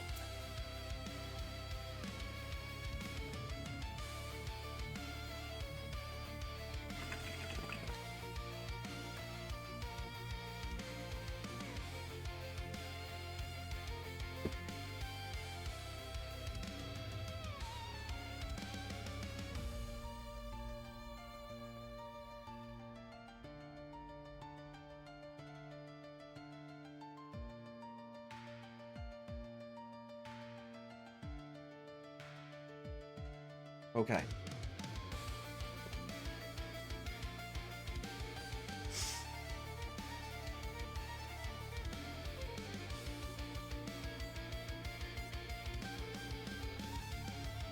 I utilize a bunch of tricks of my own, but the way she does is filled with blindness and confidence. She doesn't decide on a specific tone based on social cues or whatever, she just goes with it, using raw force. It's void of logic, but without a doubt, it's nonetheless more than effective against any guy whatsoever. If used against someone that has a crush on her, they would fall head over heels for her all over again. If they didn't have it, then they would surely be slowly falling for her upon every delivery of a tone like this. Oh, okay. Looked away from her while blushing and, Abby? I bet hearing me say that made her face have the warmest smile. And slowly I turned my head towards her and she had the exact smile I thought she did. She's perfectly comfortable looking me in the eyes. Everything about her is so... Johan? I stopped the excessive shyness and blushing and then started looking at her with also a warm smile. So, you're really tall for your age. Our age. What about it? Nothing. You want to compare our heights? She's asking if you have a massive dick, bro. Get your shit together. Sure. Then I got up and she just looked me straight in the eyes while standing right in front of me. And I moved my eyes away from her while smiling, all blushing. She tried lifting her hand up to my head. I grabbed her hand and moved it back just to put mine on her head. And just 2 seconds later, move it away from her while keeping it the same height, quietly. You're tiny. She giggled very lightly, all while smiling without a pause. I guess I am. Again, the same scheme. Compared to you. Right after. I couldn't. Instantly, I stopped holding my hand at her height and put it at the back of my head just to quickly scratch my hair. Then I turned around, walked up to her bed, and stood right in front of it. Is it okay to fall on it? I said that quickly, in a tone of someone smiling, an intuitive tone that really made it difficult to put to words. She replied, in a warm giggle, sure. I then fell facing forward. You're making me really embarrassed, you know. Afterwards, in a really curious and seductive voice, You're embarrassed? Well, in bed, I turned my head towards her, all covering my face. So, what if I am? I said it perfectly in a flustered, quiet tone. Nothing, it's just a bit cute. Ah, I see, in the self-assured tone. Right after, I inhaled in a way that gave off nothing but embarrassment. Then, "No, you." After a soft giggle, she came up to the bed and also fell on it, laying while facing my direction. We looked in each other's face for just around 10 seconds, then I, in a shy manner, had my eyes run away and then covered my face with my hands. After a few seconds, started looking at her while in the same position, watching her doting face while covering mine. My embarrassing smile was leaking. "Abby," she then put her hands on mine without a fight. I let her move my hands away from my face. Then she got closer and kissed me. I could feel her smile on my lips. Our relationship was truly moving indescribably quickly. We started talking less than a week ago, but we already shared a kiss together. A fairy tale. Then, "No, she's a hoe, bro! She's a fucking hoe!" Then Abby and I decided to watch anime together. She went downstairs to grab us some snacks. The door wasn't fully closed.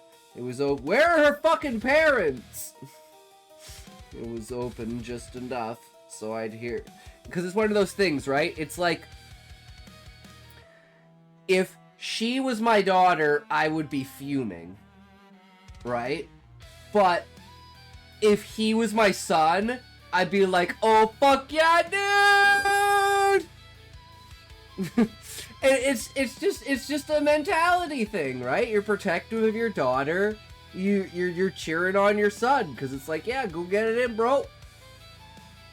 Kids do what kids do, you know. Fuck it. Is what it is. We all know we were all doing it, right? It's just the way of the world. It's always been that way. Just let them figure it out themselves, you know. Door wasn't fully closed. Oh, wait. Then Abby and I decided to watch anime together. She went downstairs to grab some snacks. The door isn't fully closed. It was open just enough so I'd hear her going up. Comfort, happiness, warmth, satisfaction, or whatever. I grinned, having the thought, surely that's what she was feeling. I'm inside her head. Eerie silence surrounded my head, and with a boring expression, I started contemplating her whole room while sitting on the comfy carpet. My eyes locked on something, so I got up and walked up to her drawers. Once she returned, we got in her bed and watched Death Note. Good choice, good choice. I've already seen it, but I presented myself as someone that hadn't watched it yet. First, we were lying apart from each other, but as the episodes progressed, we cuddled up closer and closer. Eventually, we were close enough to feel each other's warmth. I planned to get this close to her in around a month or two. That's some kind of connection drawing us together. It works perfectly in my favor. I don't have any plans for her in particular, but having her close to me is beneficial in many ways. Love can be both the most helpless feeling and the most pleasant one. Duality is hilarious. Every human is a victim of their own emotions. Abby, do you like L or Light more? Good question. Stick around 7 seconds to answer. I like L more. He's weird, but also cute. I always get the feeling he just needs someone that would love him. She paused for 10 seconds. She gave me the most one-sided answer imaginable. What did she even consider about Light that she could possibly like? I knew what she'd say from the get-go, but I still wanted to see the attachments. What about you? Unlike her, I answered without delay. I love Al. I love how quirky and strange he is, and I agree. I think he just wants a friend. I was lying. By a landslide, I preferred Light over Al. Light is goal-oriented and a true old utilitarian, whereas Al is just a helpless sucker for what he potentially personally considers justice. People that disagree with Light are fools. They preach about their morals and how murder is unjust, but are incapable of changing the situation's format in their head to see the bigger picture. Yeah, pretty much, right? If someone had a death note, it could just kill anyone bad they wanted to, and they had the moral compass to be able to be like, I know you're bad, I just kill you, okay, move on. You said you were gonna do something, you lied, okay, move on, next one, let's go. Alright, make sure you don't lie. Like I said, if I could make anything a law, I would make it that if you wanted anything to do with politics, you can't lie. Literally, if you're caught lying what you had for lunch, you go to jail. And the whole point of that is to make it so politicians don't say anything they only do stuff. Because that's the way it should be, you know? They should be out there doing their job, not out there saying what they're gonna do for their job. Right? And people will be like, well, then how are you supposed to say anything without lying? It's like, that's the whole point, retard, is you're not supposed to say anything. Just do what needs to get done, and people will be like, well, that was the person that did it. It's like, well, what policies do we like? Well, who are the people that got those policies? Oh, I see. Okay. You know, that's how it should be. That's how smart people would do it. Right? No one cares about the name. It should be the policies. It should be like, okay, well, what does the country want? Okay, do that. That's all. At the end of the day, that's all that matters. The majority of the country gets the say. That's how a democracy is. Right? And most of the time, that majority is only like 30 to 40% of the population because of, like, split between so many different people. Right? So it's like,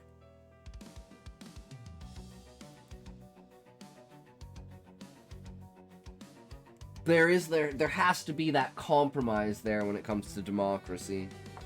I think that's the biggest problem with democracy, is that someone has to lose.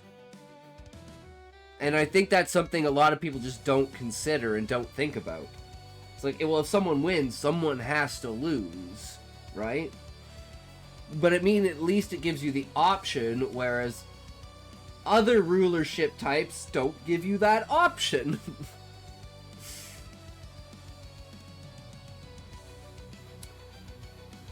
Correct way to see light would be saving 5 people every time you kill one definitive person. Where's the justice in stopping something like that?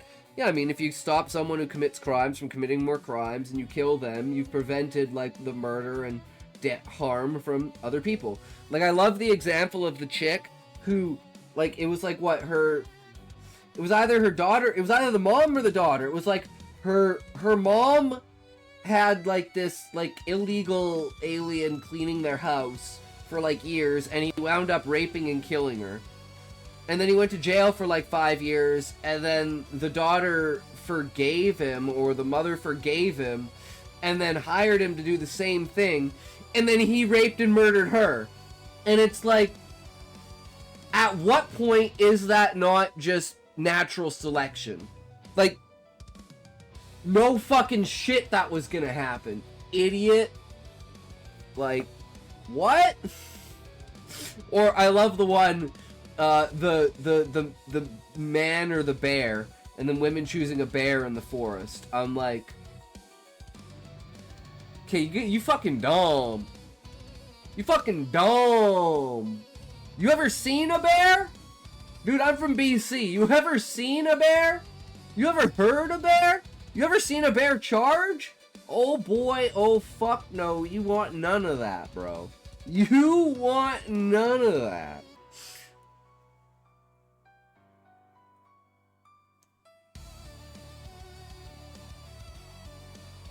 I had no interest in seeing what Abby would reply to what I think about the two characters, so I let it be. It was starting to get really late. We didn't end up playing any games. Then her parents returned. Before leaving, in cheeky tone, Abby, it's late, but you want to sneak out? In surprise. Huh? And do what? And with a smile, go to a pool. Immediately, she got the brightest smile ever.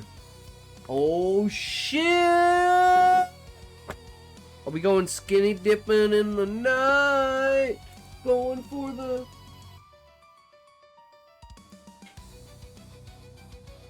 moon dance under the night.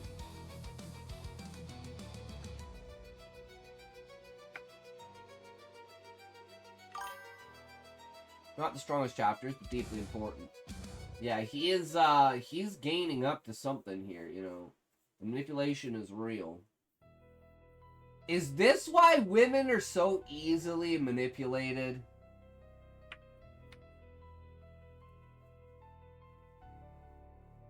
Well, once he has her trapped in the palm of his hand, I know he's gonna turn into, like, the most abusive piece of shit, and then she's gonna be trapped. But since he's been presenting himself as so nice, she's trapped because she's the only one who ever sees the other side of him. Then she says anything, he'll just be like, what are you talking about? Easily manipulated? That doesn't compute. She's 14, Sean. That's what makes it believable. He's just, like, really mature for a 14-year-old. He's also tasked with ruling the world, so he is kind of a special person.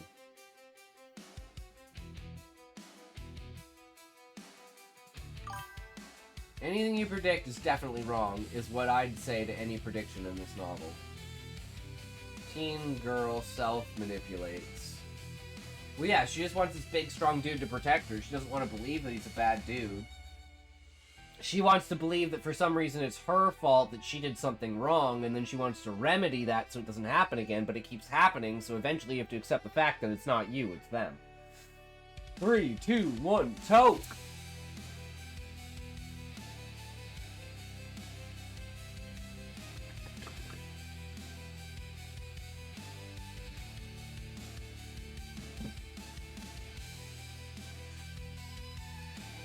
I've been a part of, as a bystander, as like a third wheel, kind of, multiple times to really bad relationships.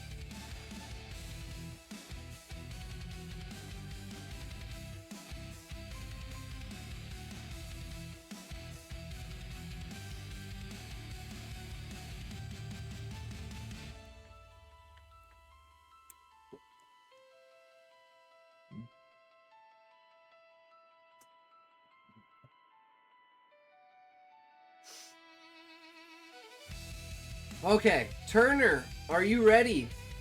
Are you here? Because I'm ready. I'm so ready!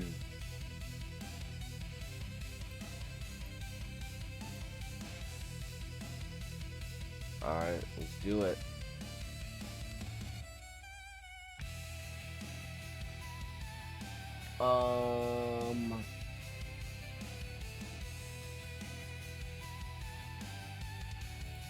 Where are you?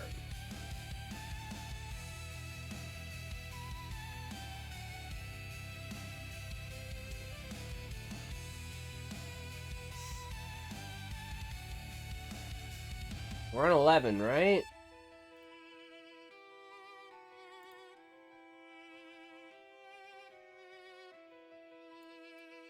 Yes. Present that STDs. SDS.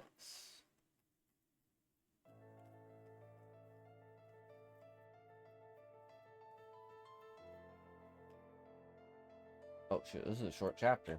Or at least it seemed pretty short. Yeah, it's only 3,000.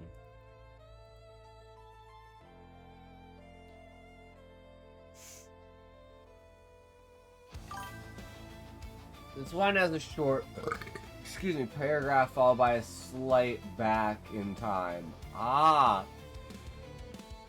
Flashback! Ah! Spin into the past! Into the past! Oh no! Ah! The past! The past will consume us all. No! Pre-warning you because you might miss it with how many tokes you've had. Oh, like me not catching on to the context of what's going on because I'm too fucking high? Yeah, no, that makes sense. It's not just that I'm too high, it's also that I'm super fucking tired.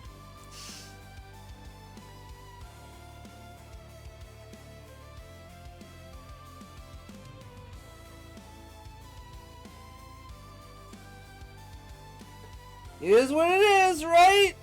I don't know. I just try. That's all I can say. Oh god. No. I don't think so. I think that's a bad idea.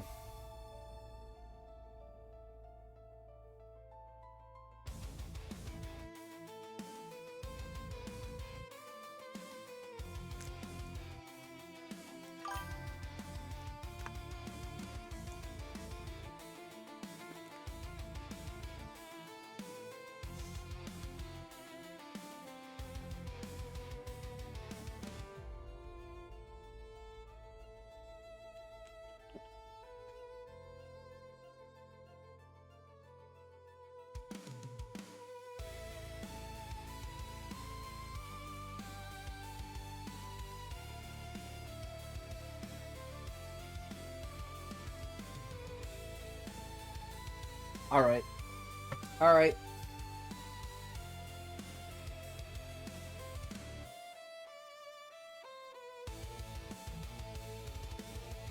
Fucking nose. So annoying!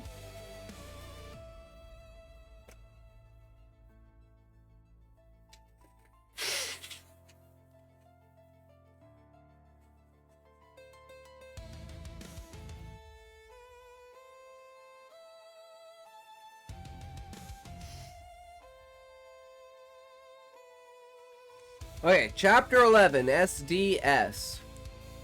40 minutes later, Dan was lying on his bunk. Captain's galley or no. He was not about to go there with all those people seeing his exaggerated facial expressions and be turned into a joke at the dinner table. There's a knock on Daniel's cabin door. Daniel Paulson is not here. He died of embarrassment an hour ago. I believe I said brunch and dinner were mandatory. Beth's voice replied as she opened his door, closing him behind her. Daniel exhaled heavily and sat up in his bunk, turning himself to look at her. She was wearing different clothes. They looked comfortable instead of the fatigues and cargo pants. And she was wearing her white lab coat. Beth moved to his desk chair and couldn't smile. Concern pulled at her face like gravity. Her scar drooped and she looked much older than she was. Her braided hair looked more gray and white now that Daniel thought it had this morning. What a pity. She tossed a couple of protein bars in his direction, and he caught one of them. The other landed next to him. He unwrapped it and started eating the solidified regret. He spoke through the first bite. Thanks, Beth. We need to talk. This morning when I touched your hand, your eyes fluttered. Dan finished the second bite of the protein bar and sighed heavily. Should have figured this was coming, he thought. Sure, it's not been the worst week of my life yet. Let's add an HR complaint. Took another steadying breath and started talking. Listen, Dr. Chen, I'm sorry. I didn't mean to make you uncomfortable, but you've been nice to me, and I don't get touched by a woman very often, essentially never. Gives me the chills, you know, tingles down the whole back. Sometimes it feels really good. I didn't mean to upset you. Daniel closed his eyes and reached out for the void. Since his masks didn't work, might as well just pull the giant metal frost blanket of loneliness to cover his entire face so she wouldn't have to see him blush or cry. It worked. As he gave into the depression, the loneliness he felt deep within his face showed no emotion. He couldn't hold it for long, but probably long enough for the lecture, the official filing with Sai, and for her to leave before he broke down. There was a long pause. Beth had worn the white lab coat because it usually made these things easier.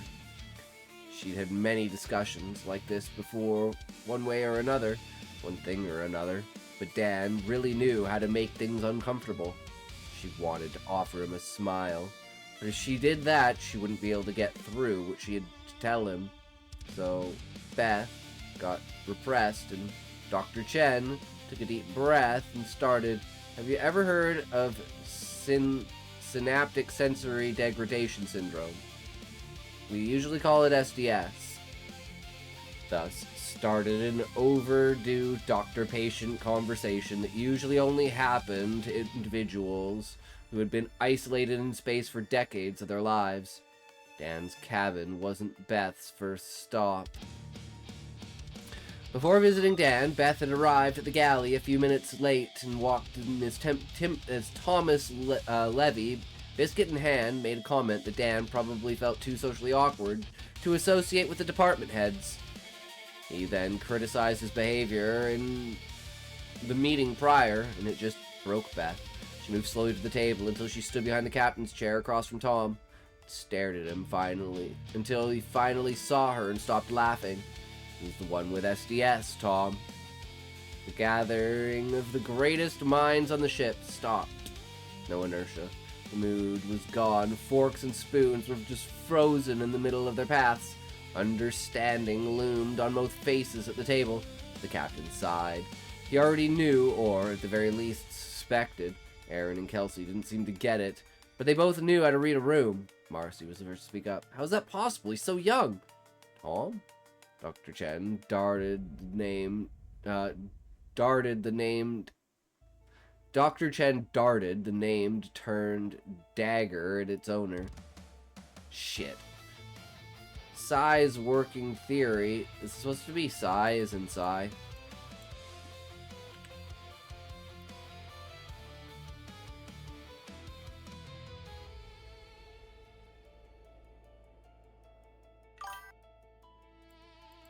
Oh. Science department. Okay.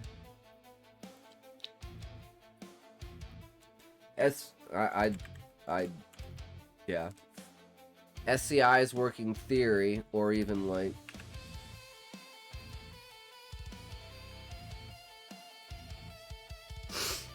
Just to clarify...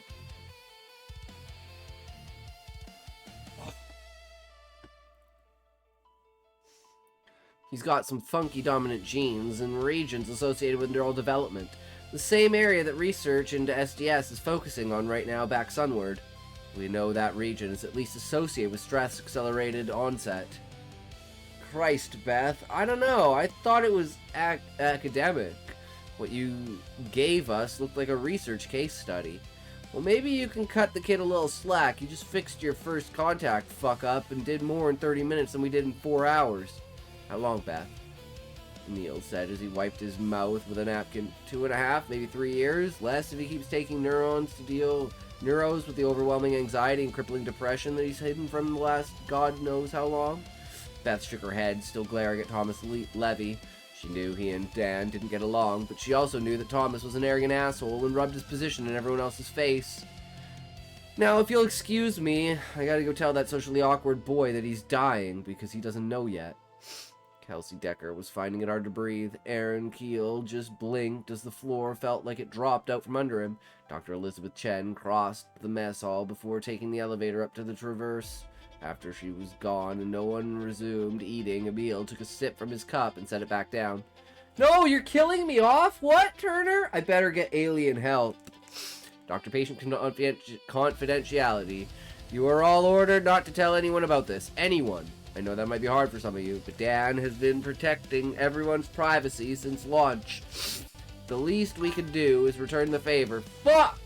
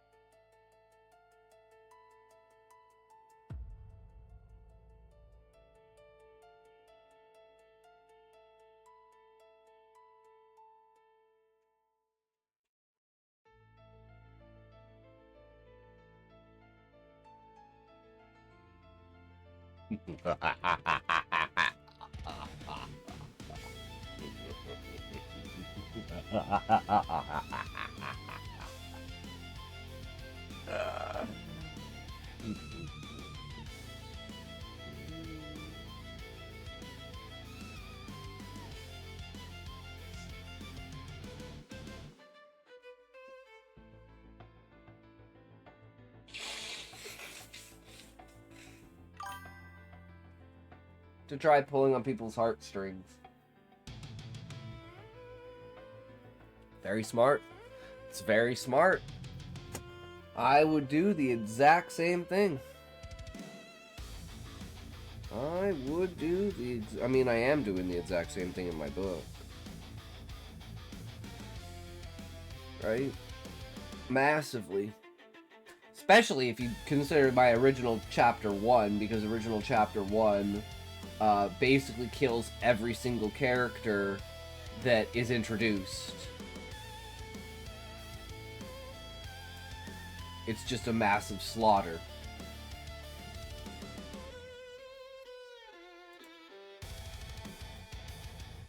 fuck is this?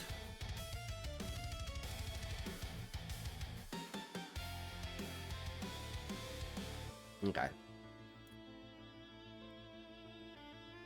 I know that might be hard for some of you, but Dan has been protecting everyone's privacy since launch. The least we can do is return the favor until he's ready for others to know. Synaptic sensory degradation syndrome is the expiration date on every member of the human race that ventures into space. It's not something you catch, it's just a process that is. You could say it's part of aging, everyone's got it, but it eventually heals faster and then it accumulates. On Earth, it's particularly a non-issue, practically a non-issue. Several million other things are going to kill you first, but humanity reached for the stars. Microgravity, cosmic radiation, so many other phenomena the humans cannot detect and have not yet dreamed of. So many dangers in space already, but humanity also took their own weaknesses with them. Their adapted medicines, vitamins, and genetic therapies to address the issues they knew about. Bone density, muscle atrophy, fluid distribution, reduced heart size. They made themselves better, and with more time in space, nature also helped. Macroevolution. Enough generations in the black and hoppers and collies started having fewer issues, building more muscle, instinctively adapting to lower gravities. Call me a bit of a romantic, but hearts got stronger, bigger. Adaptation, improvement, and solutions for all the obstacles of space travel, but one. Humanity was still coming to understand in its words like cracked and SDS. Maybe eventually they'd start calling it what every other species did, with words like evolution, empathy, telepathy, and psionics. Natural selection. It's a term that gets overused in most science fiction. All it really means is that sometimes only portions of a species survive over time, the better adapted. Sometimes the worst traits of a species get to survive because some quirk better equips that one individual for a situation in the life of their species that forces a natural selection. Dan didn't have the gene he needed to survive the psionic natural selection. The evolutionary change happened and his nervous system was killing him. He wasn't alone. Most of humanity didn't have it yet either. Interesting fact about genetically modified spearmint that smells like pine cones. The roots are sensitive to specific pH levels. The moment it gets to 5.8, it doesn't matter if it's only for a few seconds, the roots start to wither. Treatments don't work, fertilizers don't work. A process is started and it doesn't stop until the plant decomposes back into the dirt it's made from. It would be more poetic to say stardust or some such cosmic scale circle of life, but I figured dirt was more reliable to humans. Although, if only the bottom touched the lower pH and you just snip off the bottom roots before it spreads up, then maybe you could save the minty pine cone plant, so it's not a perfect metaphor. The point is, if you see SDS, it's the process you're seeing. It's already started, like a minty pine cone plant exposed to 5.8 pH. It will slowly wither over about 12 days. The thing is already dead. It just doesn't know yet, and humans kinda need their upper spinal nerves. Can't just try snipping those. At least they typically get more than 12 days. True. Damn, I didn't know that. The more you know. For humans, right now, SDS is something of a spacer disease. Almost at 10k. Would next in queue imply reading even more if you already have? I mean, you could just ask me to read more if there's no one else in queue. Like, using your points is, like, usually a last resort, right? Like, it's usually better to just ask instead of just using your points. But yeah, I kinda do need sleep, so I am considering feel needy than I'd rather pay to win. I mean, that's actually fair enough, Yuri. That's fair enough. Alright, I'll be like, okay, well, tomorrow's stream, you're first, okay?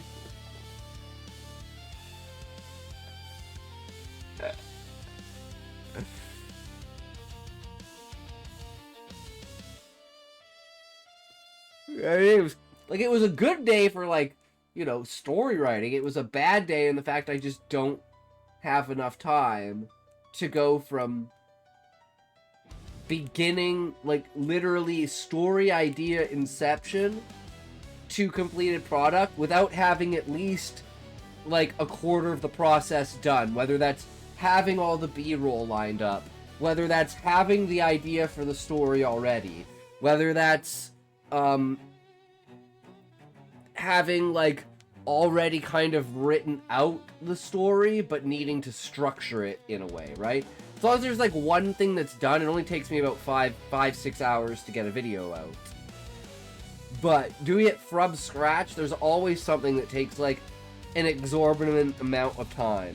And like I said, I want to spend more time focusing on the actual story and not so much on relying on the B-roll and everything else, so we can actually make a good narrative, right?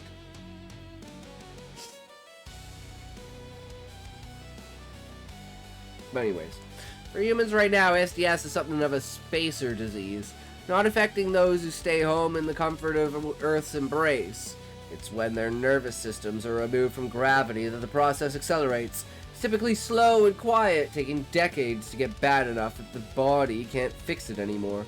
By that time, most people are in their 80s and have other things going wrong too. No, my liver is failing! No, I can't control my bladder anymore! No, my eyesight is dwindling! Ah, shit, my teeth all fell out.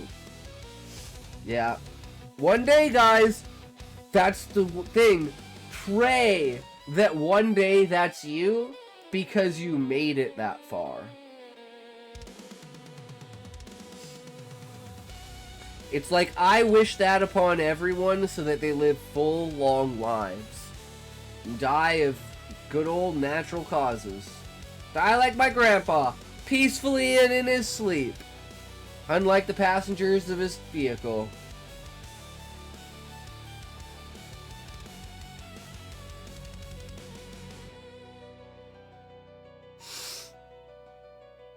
Primary symptoms: dilated pupils, gradual loss of motor control. That usually means more accidents. Difficult control, nervous tics like shakes or a leg that won't stop tapping its magnets against the chair. And the one big autonomous sensory meridian response, ASMR. It's not just awkward videos you don't tell your friends you enjoy. It's a wave of sensation, like numbness, tingling, chilling.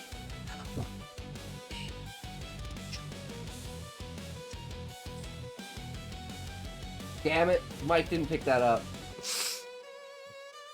Not set for the ASMR setting. Well, I tried. Okay? It's not an awkward videos you don't tell your friends you enjoy. It's a wave of sensation like numbness, tingling, prickling, chilling, or burning, a jolt of electricity down the scalp, neck, shoulders, and spine. Nearly every human feels these chills at some time in their life. Can even be a frequent occurrence, or be vulnerability triggered by sounds, sensations, or feelings. Gives you a little kick of endorphins. You ever get chills? Yeah, I watch Artosis. I get chills all the time. I get chills when Artosis says he gets chills. It's like, oh my god, I've got chills. Fuck! The chills, brah! Biochemical nerve process. In a low gravity, well, an otherwise ordinary membrane of nerve sheath separates just a few extra microns. It used to just swell, but humans fixed that space related issue. Now it separates, shaking loose by constant changes in gravitation. Habring, spine, medring, day in, day out. You start to get an echo, a neural electric impulse that should be grounding out at the end of the nerve pathways. Instead, rebounds back up the nerve fiber, damaging, degrading the nerve tissue and sheath itself. Doesn't help that low gravity also impairs the body's natural healing of that damage. Most other species in the universe are well aware of the importance of nerve conduction. It is the foundational pillar of empathic, telepathic, and psionic ability. which, for a lack of a better human definition, is the combination of physical, mental, and emotional, and instinctual neural interconnectedness and awareness on a quantum level. For simplicity's sake, in this context, let's say quantum means non-adjacent. Humans have those who claim to be able to read or feel another human's emotions. Such connections have been observed in bonded relationships like twins, mother to child, even across genetic lines and adoptions, pets, and close friends. They just know when something is wrong, know when the friend dies, know how something else is feeling, not because they think about it, but because they actually find it too. Have I ever told you guys this? Were you guys here when I talked about the story of my friend who had a girlfriend who could see people's emotions?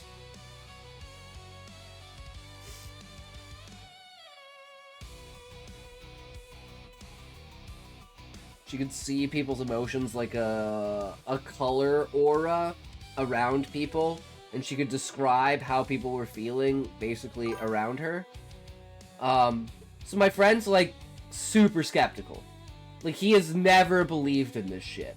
And one of our coworkers is like super vegan. Like, he was in a car accident when he was like 12. He broke his sternum. He basically died.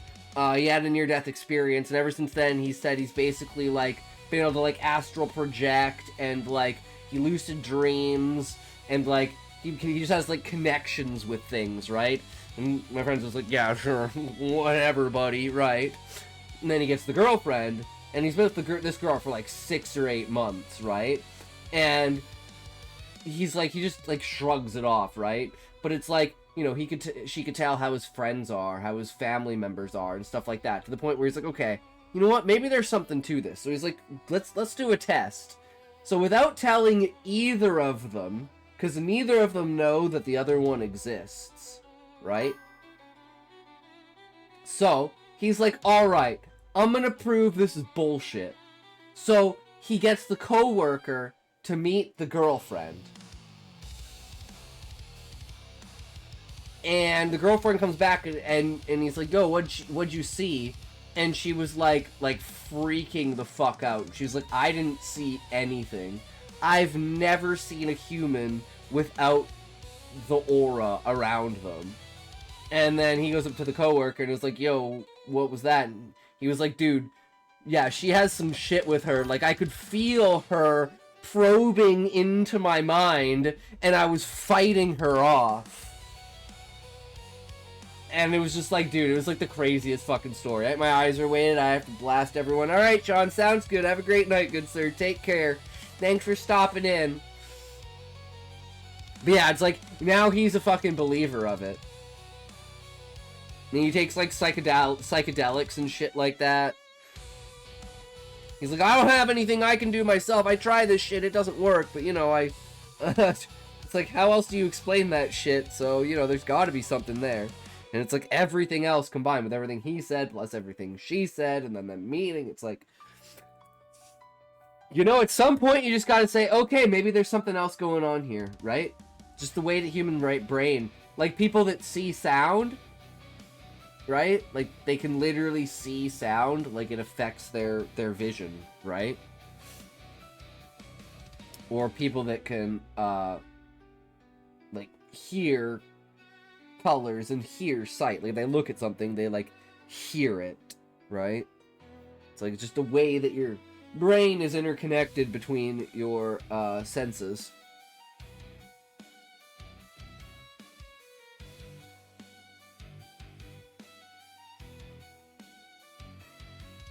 Alright, back to the story. This is the language that humans couldn't see from Cousin's words. I have an insane idea for mom banging. I'm gonna make a full page of just retard as a nightmare. Dream chapters are dumb. Wouldn't this perfectly circumvent that while also translating the severity of the dream? I love that. That is so an entire thing of just freak out just of the same shit, just in different, like, and have like different capitals of like the thing with like extended like retard, retard, retard, retard, retard, retard, retard. Oh my god, yes. I love it, Yuri. I absolutely love it. That's what I love about people that are willing to go outside of the box. Immediately throws up after waking up since he was pissed drunk last night. Oh god, that hits so hard, Yuri. That hits so hard. That was the language that humans couldn't see from Cousin's words. Daniel's perception of multiple colors from the alien crew could only be interpreted as the strongest latent psionic awareness in the Solari vessel. In reality, it was faulty cranial wiring and advanced SDS. Excuse me. How are they related? What do you call an echo in a tube? I'll give you a hint. Chimes have it, organs have it, the instrument not the body part. Woodwinds, brass, guitars. Are you seeing a trend? An echo in a tube is a tone sound resonance. So let's put it all together now. You can do it. An echo on a nerve that has a membrane sheath on a quantum level. Quantum harmonic strand. Do you ever get chills? Because it's either SDS or latent psionic potential. You may not hear the empathic or telepathic music your body is making, but I did say that in this context quantum means non-adjacent. It's playing somewhere. It might be a feeling of the future, it might be a deja vu, it might be a dream. It's like not just not a non-adjacent, it's non-local with like time constraint as well. To the fact of like the future and the past come together. And the only thing that's solid is your memory, which is so unreliable, it's ridiculous. You can only know the moment that you're in now. Which is why I always make the joke about me being illiterate and just saying words and falling into that existence, because there is some truth to that on a conscious level of reality, right? Do you know what the strong... And that's like kind of the idea of the Mandela effect. It's the future affecting the past. And something retroactively changing things. But memories stay the same, whereas the physical reality changes. And that could be like two universes merging together, or colliding, or blowing up, or some shit like that. Do you know what the strongest psionic on most interstellar ships is called? Communications officer, who sent the first message to Cousin. I'll give you a hint. It had voiceovers. Context is everything. The aliens expected the first message to have come from the Solari communications officer, which is partially all interstellar races. It means they're strongest psionic. We are the same. Will you speak with me? It starts to become fairly easy to see why they insisted on his inclusion to the language talks. Of course, the psionic should be here. By the builders, why did they not let their AI or their psionic talk? Frustrating indeed. When Poulsen finally arrived at the discussion, relief, courtesy, translation, understanding, and resolution, just like that. The issue was discovered, and they were going to request permission to let their AI participate like a proper civilization. The alien crew only further believed in this theoretical and quite not their psionic ability. The Cousin's crew, Daniel Paulson, was the key to resolving this diplomatic incident. Annoying that he created it in the first place, quite frankly, but he apologized sincerely. That meant more to Cousin and her communication officer than the others. But none of them knew Daniel Paulson was just a radio tuned to the right frequency within an extensive knowledge of science fiction written by dreamers of centuries past. So he's a perfect fool. Of course, humans didn't know any of this about psionics yet, or the aliens' crew's beliefs or plans. They only knew when you finally saw that it was SDS, your nerves weren't healing anymore. They were degrading, withering. Eventually things stop working and low gravity is not where you want to be. DSEC tranks, medical tranquilizers, depression and anxiety neuromedications had all worked together with Daniel Paulson's faulty cranial wiring and accelerated his SDS like fuel on flame. Finally passing that point of no return, Elizabeth Chen could finally, without a doubt, diagnose it as SDS. He did fix first contact. She was right about that, at least. Dan had been crying. The loneliness was not strong enough to keep him from feeling these emotions. At least now, nearly an hour later, he was reaching that stage when there were no tears left, no emotion left. Dr. Chen still sat on the chair at the desk. Bat may have been breaking on the inside, but Dr. Chen on the outside wasn't. Protein bar with only 2 bites taken laid on the floor. It wasn't the only thing that tasted like regret. Her vagina! I mean, what? Daniel couldn't remember how many times he got chills, but he knew he intentionally sought them out. Intentionally watched movies, listened to music, and practically ancient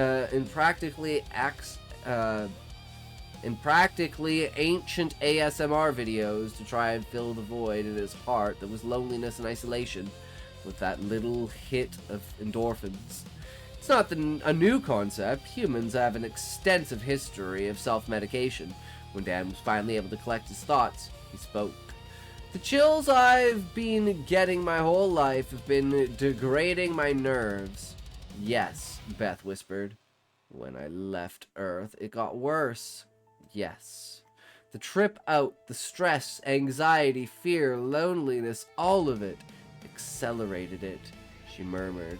Then I cracked. Got those tranks and neuros, and it pushed me over the edge. And your body is no longer healing the damage. Dr. Chen finished his thought. Dan giggled nervously. And I was worried about the HR complaint and lecture on inappropriate behavior. That might not have been so bad, actually. Dan took several long, deep breaths, opened his eyes, and wiped his face on his sleeve. I would like to stop taking the neuros, Dr. Chen. Okay, Dan.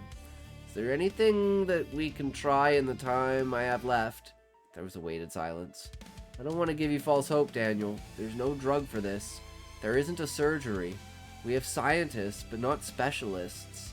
There are always a chance we learn something or can try things on our way back. Once back sunward inside the belt, there are medical facilities, research being done. Being back on Earth, gravity will help. I think there's always room for hope, just not expectation. Dan nodded through a response. Earth was only between 30 and 50% of his life away. Yeah, plenty of time, he thought bitterly. I'd like to... Dr. Chen pulled a small metallic bracelet from her pocket. I'd like for you to wear this tracker. It can monitor current neurochemistry. Alert us if there's another neurological episode. It might provide useful data to the science teams here at home. Oh shit, he's gonna be a guinea pig for other people. You hear that sigh? We get to hang out more, buddy. There was an audible chirp. Then Chen got up and reached out towards Dan. When he saw the motion, suddenly he wasn't so empty anymore. Thought of every chill taking moments of his remaining life away. The injustice of it, the most desperate man on board, dying a little bit each time he indulged in not feeling empty. He didn't intend to shout, but you do a lot of things you don't intend to do when you're angry. Maybe rightly so. Karmic scales, the universe's sense of humor, fate, omnipotent entities. Most would agree that Dan's ledger for bad shit happening in his life was a little more red than it probably should have been. When he shouted, it tore something in his throat and his soul. Do not touch me! Dr. Chen was startled by the sound, but got chills of her own when she saw Dan's black pupils and face contorting in bitterness, contempt, and hatred. He was shaking tremors, most likely. She'd never heard him shout, had never seen him angry. Didn't last long. Dan saw her expression, not Dr. Chen, but Beth, terrified of him, sad, guilt-stricken. He was stronger than most people ever knew. It only took 2 deep breaths, a matter of seconds to let the anger go, then the bitterness, contempt, and hatred slide off into the void. His voice rumbled as he spoke again. He'd hurt someone with that shout. I'm sorry, Beth. It's not your fault. I didn't mean to scare you, but I'm gonna need some time alone right now. Beth only nodded and set the bracelet on the desk as she backed away to the door. She left him alone to come to terms with something he shouldn't have had to deal with for another 40 years. Oh shit, Tanner. I love it. I love the reveal. Oh shit, you're dying. Okay, well, let's get the aliens to fix him. Come on, they're really gonna want to fix him, right? He's the translator, right? Come on, please tell me he's gonna be fixed. Oh god, not fixed like that. It was the aliens' plan the entire time to fix him like that. No, we didn't do it. He did it. It was his thing. Oh god, the aliens are good. Let's destroy with them. Oh wait, no, hold on, wait, they're bad. No, wait. It's demons from hell. I don't know. Okay, so we're probably just gonna watch. I'm gonna see what's here, but we're probably just gonna watch a Mr. Ballin video. I'm gonna go make some food before this ad, and then oh, wrong count.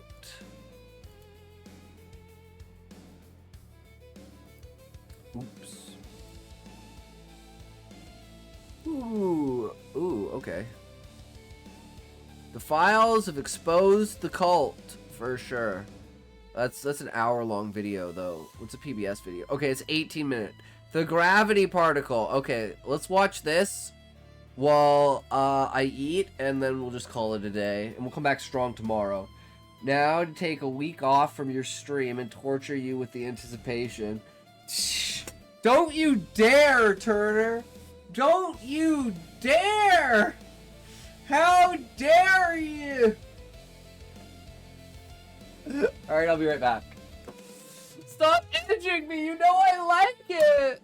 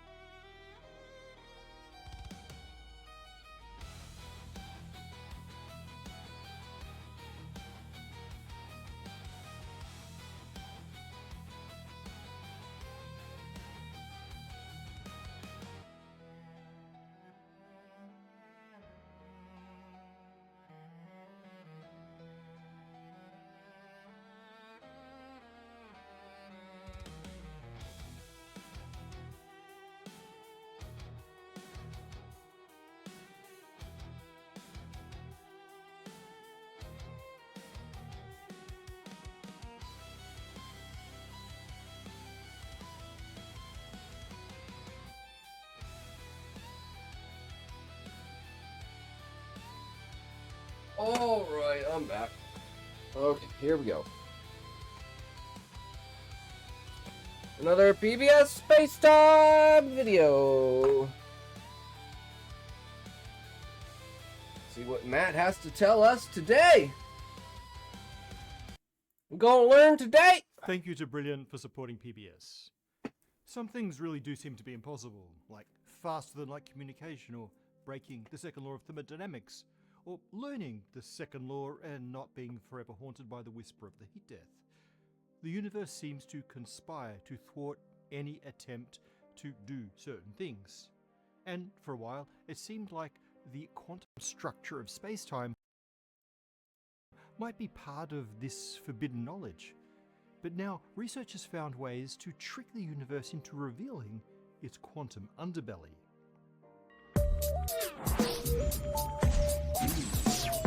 I like underbelly. It's like under We've boob. got a couple of quick announcements before we start.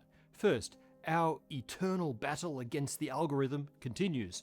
The best way to encourage YouTube to share our videos is to like and comment.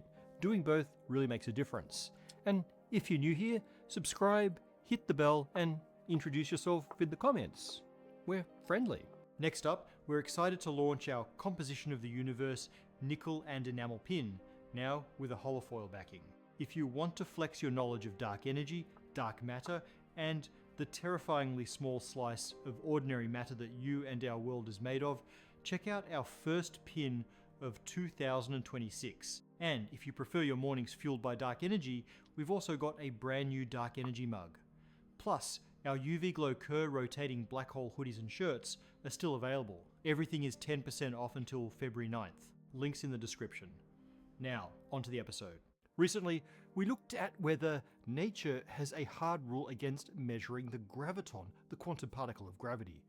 By some approaches, directly glimpsing this building block of space-time seems fundamentally impossible. But we also saw that there are other methods that are just so stupidly difficult they might as well be impossible. They seem to involve using planet-sized graviton detectors and even stellar corpses as graviton sources. Sounds disheartening. Well, maybe we have to wait millennia until we can build our astro-engineering superstructures, or maybe we can just get cleverer today. In recent years, theoretical and experimental developments have made it possible to conjure up new ideas for detectors. One such possibility is the use of quantum sensing, outlined in a paper by Tobar, Manikandan, Badal, and Pikovsky, submitted to Nature in 2024. In the previous episode, we talked about a family of experiments that work by treating the graviton as any other particle. So rather than trying to detect its infinitesimal gravitational field, we instead try to spot a more direct interaction with another particle, similar to how we do with particle colliders. When we account for the extreme low probability of such an event, we found that we needed these planet-sized detectors and stellar graviton sources to even have a remote chance at it. In order to claim that we saw a quantum of gravity, these sorts of detectors require that the graviton interact with another quantum particle. Now, elementary quantum particles are tiny, and gravity is incredibly weak. Combine these two, and the graviton has only a minuscule chance of having a sufficiently head-on collision with such a particle to produce the sort of interactions that we need. Now, we can't do much about the weakness of gravity, but what if we can make a quantum particle bigger? What if we can make one that's human scale, that's macroscopic? That's what this new paper proposes with its resonant mass detector. It'd work like this. Cool a metal cylinder to as close as possible to absolute zero. In that state, there's almost no motion in the individual atoms in the crystal lattice. There's also almost no energy in the global oscillations of the metal in its vibrational modes. At sufficiently low temperature, those vibrational modes are quantum states. They increase in discrete steps, quantum jumps, just as an electron jumps up in discrete energy levels in an atom. These individual quantum vibrational modes are called phonons. They're like a quantum of sound. Now, these are going to be our macroscopic quantum particles, these phonons. And they will have a vastly larger cross-section or probability for interaction with a graviton than does a single electron. So when a graviton passes by, there's a tiny but no longer unthinkably tiny chance that it'll excite a phonon. Then, using quantum sensing techniques, this phonon can in principle be detected. And that could be considered the detection of a graviton. There are of course one or two complications. To even get our cylinder into its vibrational ground state, it needs to be cooled to a small fraction of a single Kelvin, and I'll come back to the exact number and the plausibility later. But even having achieved that, most of the phonons generated in the detector will not be due to gravitons. The excitation energy of a single phonon is so small that any source of noise can produce one. That includes the thermal fluctuations that we are trying to minimize, but also seismic noise, cosmic rays, electromagnetic interference, internal material defects, and feedback from the device that we're using to measure these phonons. Try as hard as we might, it's not feasible to reduce noise to the level that gravitons are the main source of detected phonons. But what if somehow we had an independent way to know that a sudden flood of gravitons had passed by our detector at the very instant that a graviton was detected, and we knew that those gravitons were of the exact frequency as our excited phonon? Well, assuming that we got our noise down low enough, that would probably give us a lot more confidence that we'd actually succeeded in detecting a graviton. And this is the other brilliant part of this proposal. We actually have a way of doing just that. In 2015, we detected our first gravitational wave from merging black holes with LIGO. Tired, it was a long day today. Detected hundreds. If gravitons are real, then a gravitational wave So it's gonna be a short stream. We're kind of fucking off. a coherent flood of many Sorry, blessed. gravitons, similar to how a laser is a coherent beam of photons. A gravitational wave from a black hole merger might contain 10 to the power of 36 gravitons, and those gravitons will share the same well-defined frequency as the gravitational wave that they're part of. Now, this is starting to all come together. We build a cylinder with mass and dimensions to support a vibrational mode with frequency equal to was that your housing unit? Gravitational wave frequency. For a neutron you're at the temporary housing now. We've seen with LIGO, a Nice. possible candidate would be a beryllium bar of about 15 kilograms. Alternatively, to detect a graviton from a black hole merger, a niobium bar weighing around 10 tons would have the right properties to be excited by a graviton with I believe in you, blessed. frequency around 175 hertz. The bar would then have to be cooled to 1 millikelvin. Now, this is colder than what we are currently able to achieve.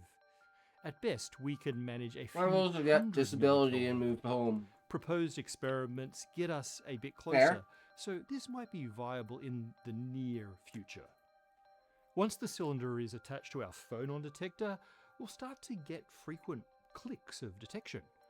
Now, almost all of these will be due to the various sources of noise, but eventually an excitation will occur at the exact same time that LIGO detects a gravitational wave of the same frequency. That hit home, thank you. The noisy No worries. excitations are rare enough that such a coincident detection is unlikely, then we can hope that we've actually detected a graviton.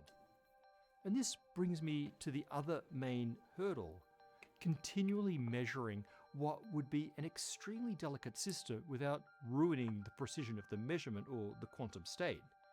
Since we don't know when a gravitational wave is going to hit us, the experiment needs to run continuously, and it needs to very weakly monitor the cylinder, checking for an excitation.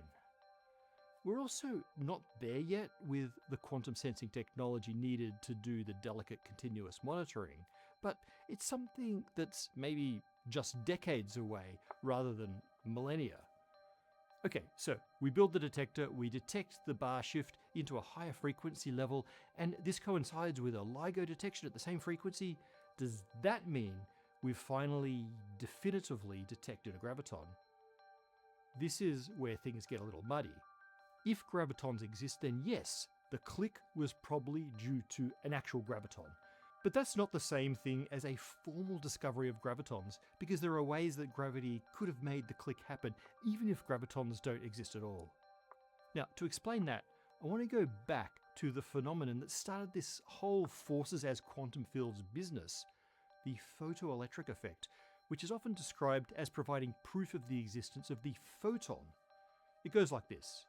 Take a pair of conducting plates with a gap between them and shine a laser at one plate.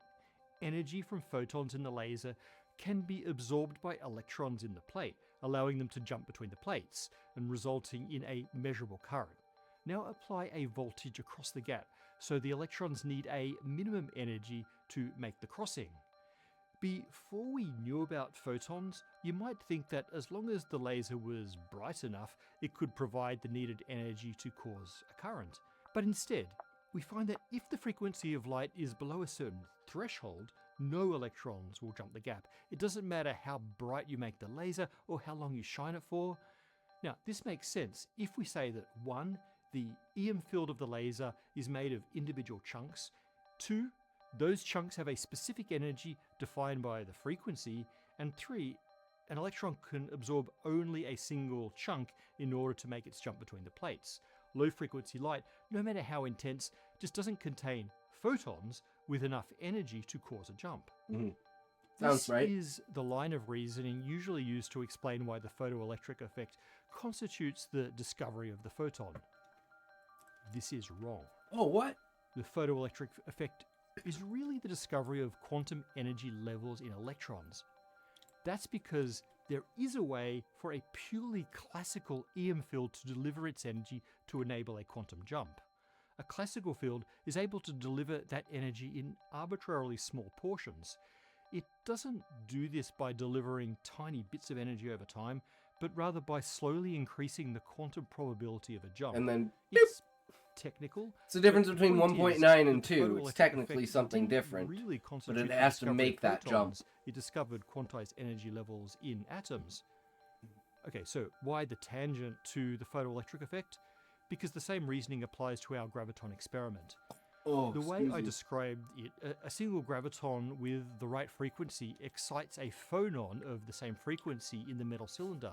But even if the gravitational field is not made of gravitons, if it's really classical, it can still excite that phonon by slowly increasing the excitation probability as long as it has the right frequency. Now, this is a subtle point.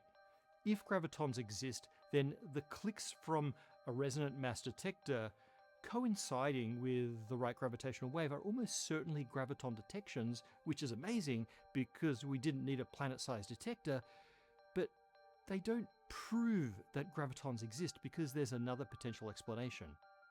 So how do we proceed? In the case of the photoelectric effect, we were able to prove the existence of photons with a much more sophisticated experiment that involved preparing the EM field so that it would be in a non-classical state, if it is indeed a non-classical field. For example, extremely low intensity lasers so that the plate is hit by just very few photons at a time. Then you can tell from the distribution of energies of excited electrons whether the EM field is fundamentally quantized or smooth and classical. And so, in principle, this can be done with gravitons too, except that now we're back to the realm of how the hell do we do this? There are no natural source of non-classical gravity, and certainly none of single gravitons. Now, we may still need to build a graviton source rather than relying on natural sources. So, are we back to the drawing board? Not quite. Our detector did just get an insane upgrade, and so the burden of the challenge now seems to lie in the graviton source, and perhaps some unexpected result will show up. Or we could actually go back to the drawing board and get even cleverer. A recent paper by Ralph Schutzold proposes an optical Weber bar instead of a solid Dude, resonant what's up, mass. Turner? In this experiment, you use laser pulses in an interferometer-like geometry so that I had a passive fucking breakthrough on this gravitational wave chapter. can Oh, transfer fuck yeah. a tiny but lasting amount of energy to the light, which then shows up as a measurable phase shift, unlike LIGO, which reads out Type, a phase type, change type! caused Let's by go, changes Turner, in let's the arm go! lengths as the wave is passing. This scheme aims to convert the gravitational wave's time-dependent modulation into a permanent frequency and energy shift of the photons, and then amplify the resulting phase difference over a much longer period of time. In graviton language, that net energy exchange could be described as stimulated emission or absorption of gravitons by the light, an analogy of stimulated processes in quantum optics. So it's kind of like lasing the gravitational wave itself, although the effect is observed in the light, not in the gravitational waves. As with the resonant mass detector, the energy transfer alone wouldn't be enough to prove that gravity is quantized. But this scheme offers a way to at least see the signature of quantum gravity. If the light is prepared in a strongly non-classical state, then energy conservation ties the photon state to the gravitational field's own energy. And this could put the gravitational wave into an actual quantum superposition, which would reveal itself in aspects of the phase of the interferometer beam. And if a gravitational wave could be in a quantum superposition, then it must be quantum. The baseline optical Weber bar might actually be feasible with present-day interferometric tools, while the genuinely quantum gravity-sensitive version demands a much more extreme quantum state preparation and readout, and is even further away than the resonant mass detector. So yeah, the universe wanted us to believe that we could never hope to glimpse the quantum nature of gravity. Like it's embarrassed or something to have us peer too deeply under its kilt to see how the sausage is made. And while it's going to be a long time before we can both catch a graviton and be sure that we caught one, there are some brilliant experiments that we could do much sooner, in some cases now-ish, that may let us tease the quantum out of the classical seeming fabric of space-time. Thank you to Brilliant for supporting PBS. Hell yeah. I love that shit.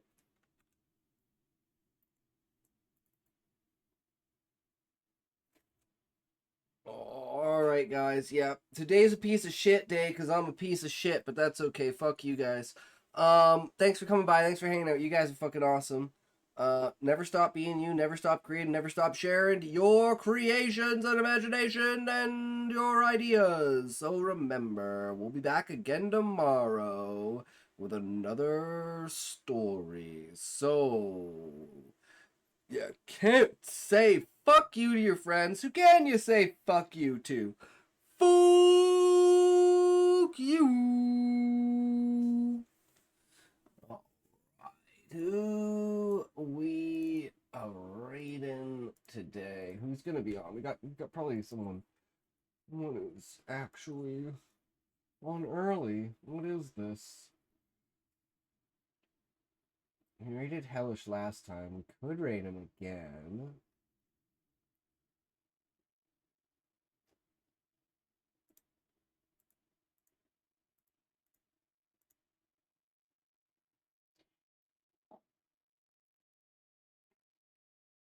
Doppelganger. You know what? I haven't raided Sean because he's never on when I'm on. So I'm going to raid Sean because he always raids me. All right. Get your wheels ready. Here we go.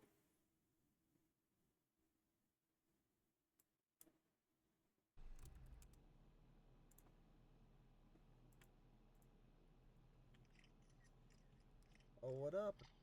Intoxication. How was your stream, dude? Nice to have you.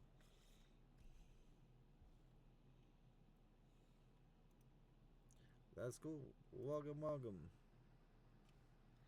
I hope you had a good one. We're doing okay. Tired. Yeah, no, that's fair. I think I kind of wanted to be done here soon, too. All right. We'll see you in the next one, guys. Peace.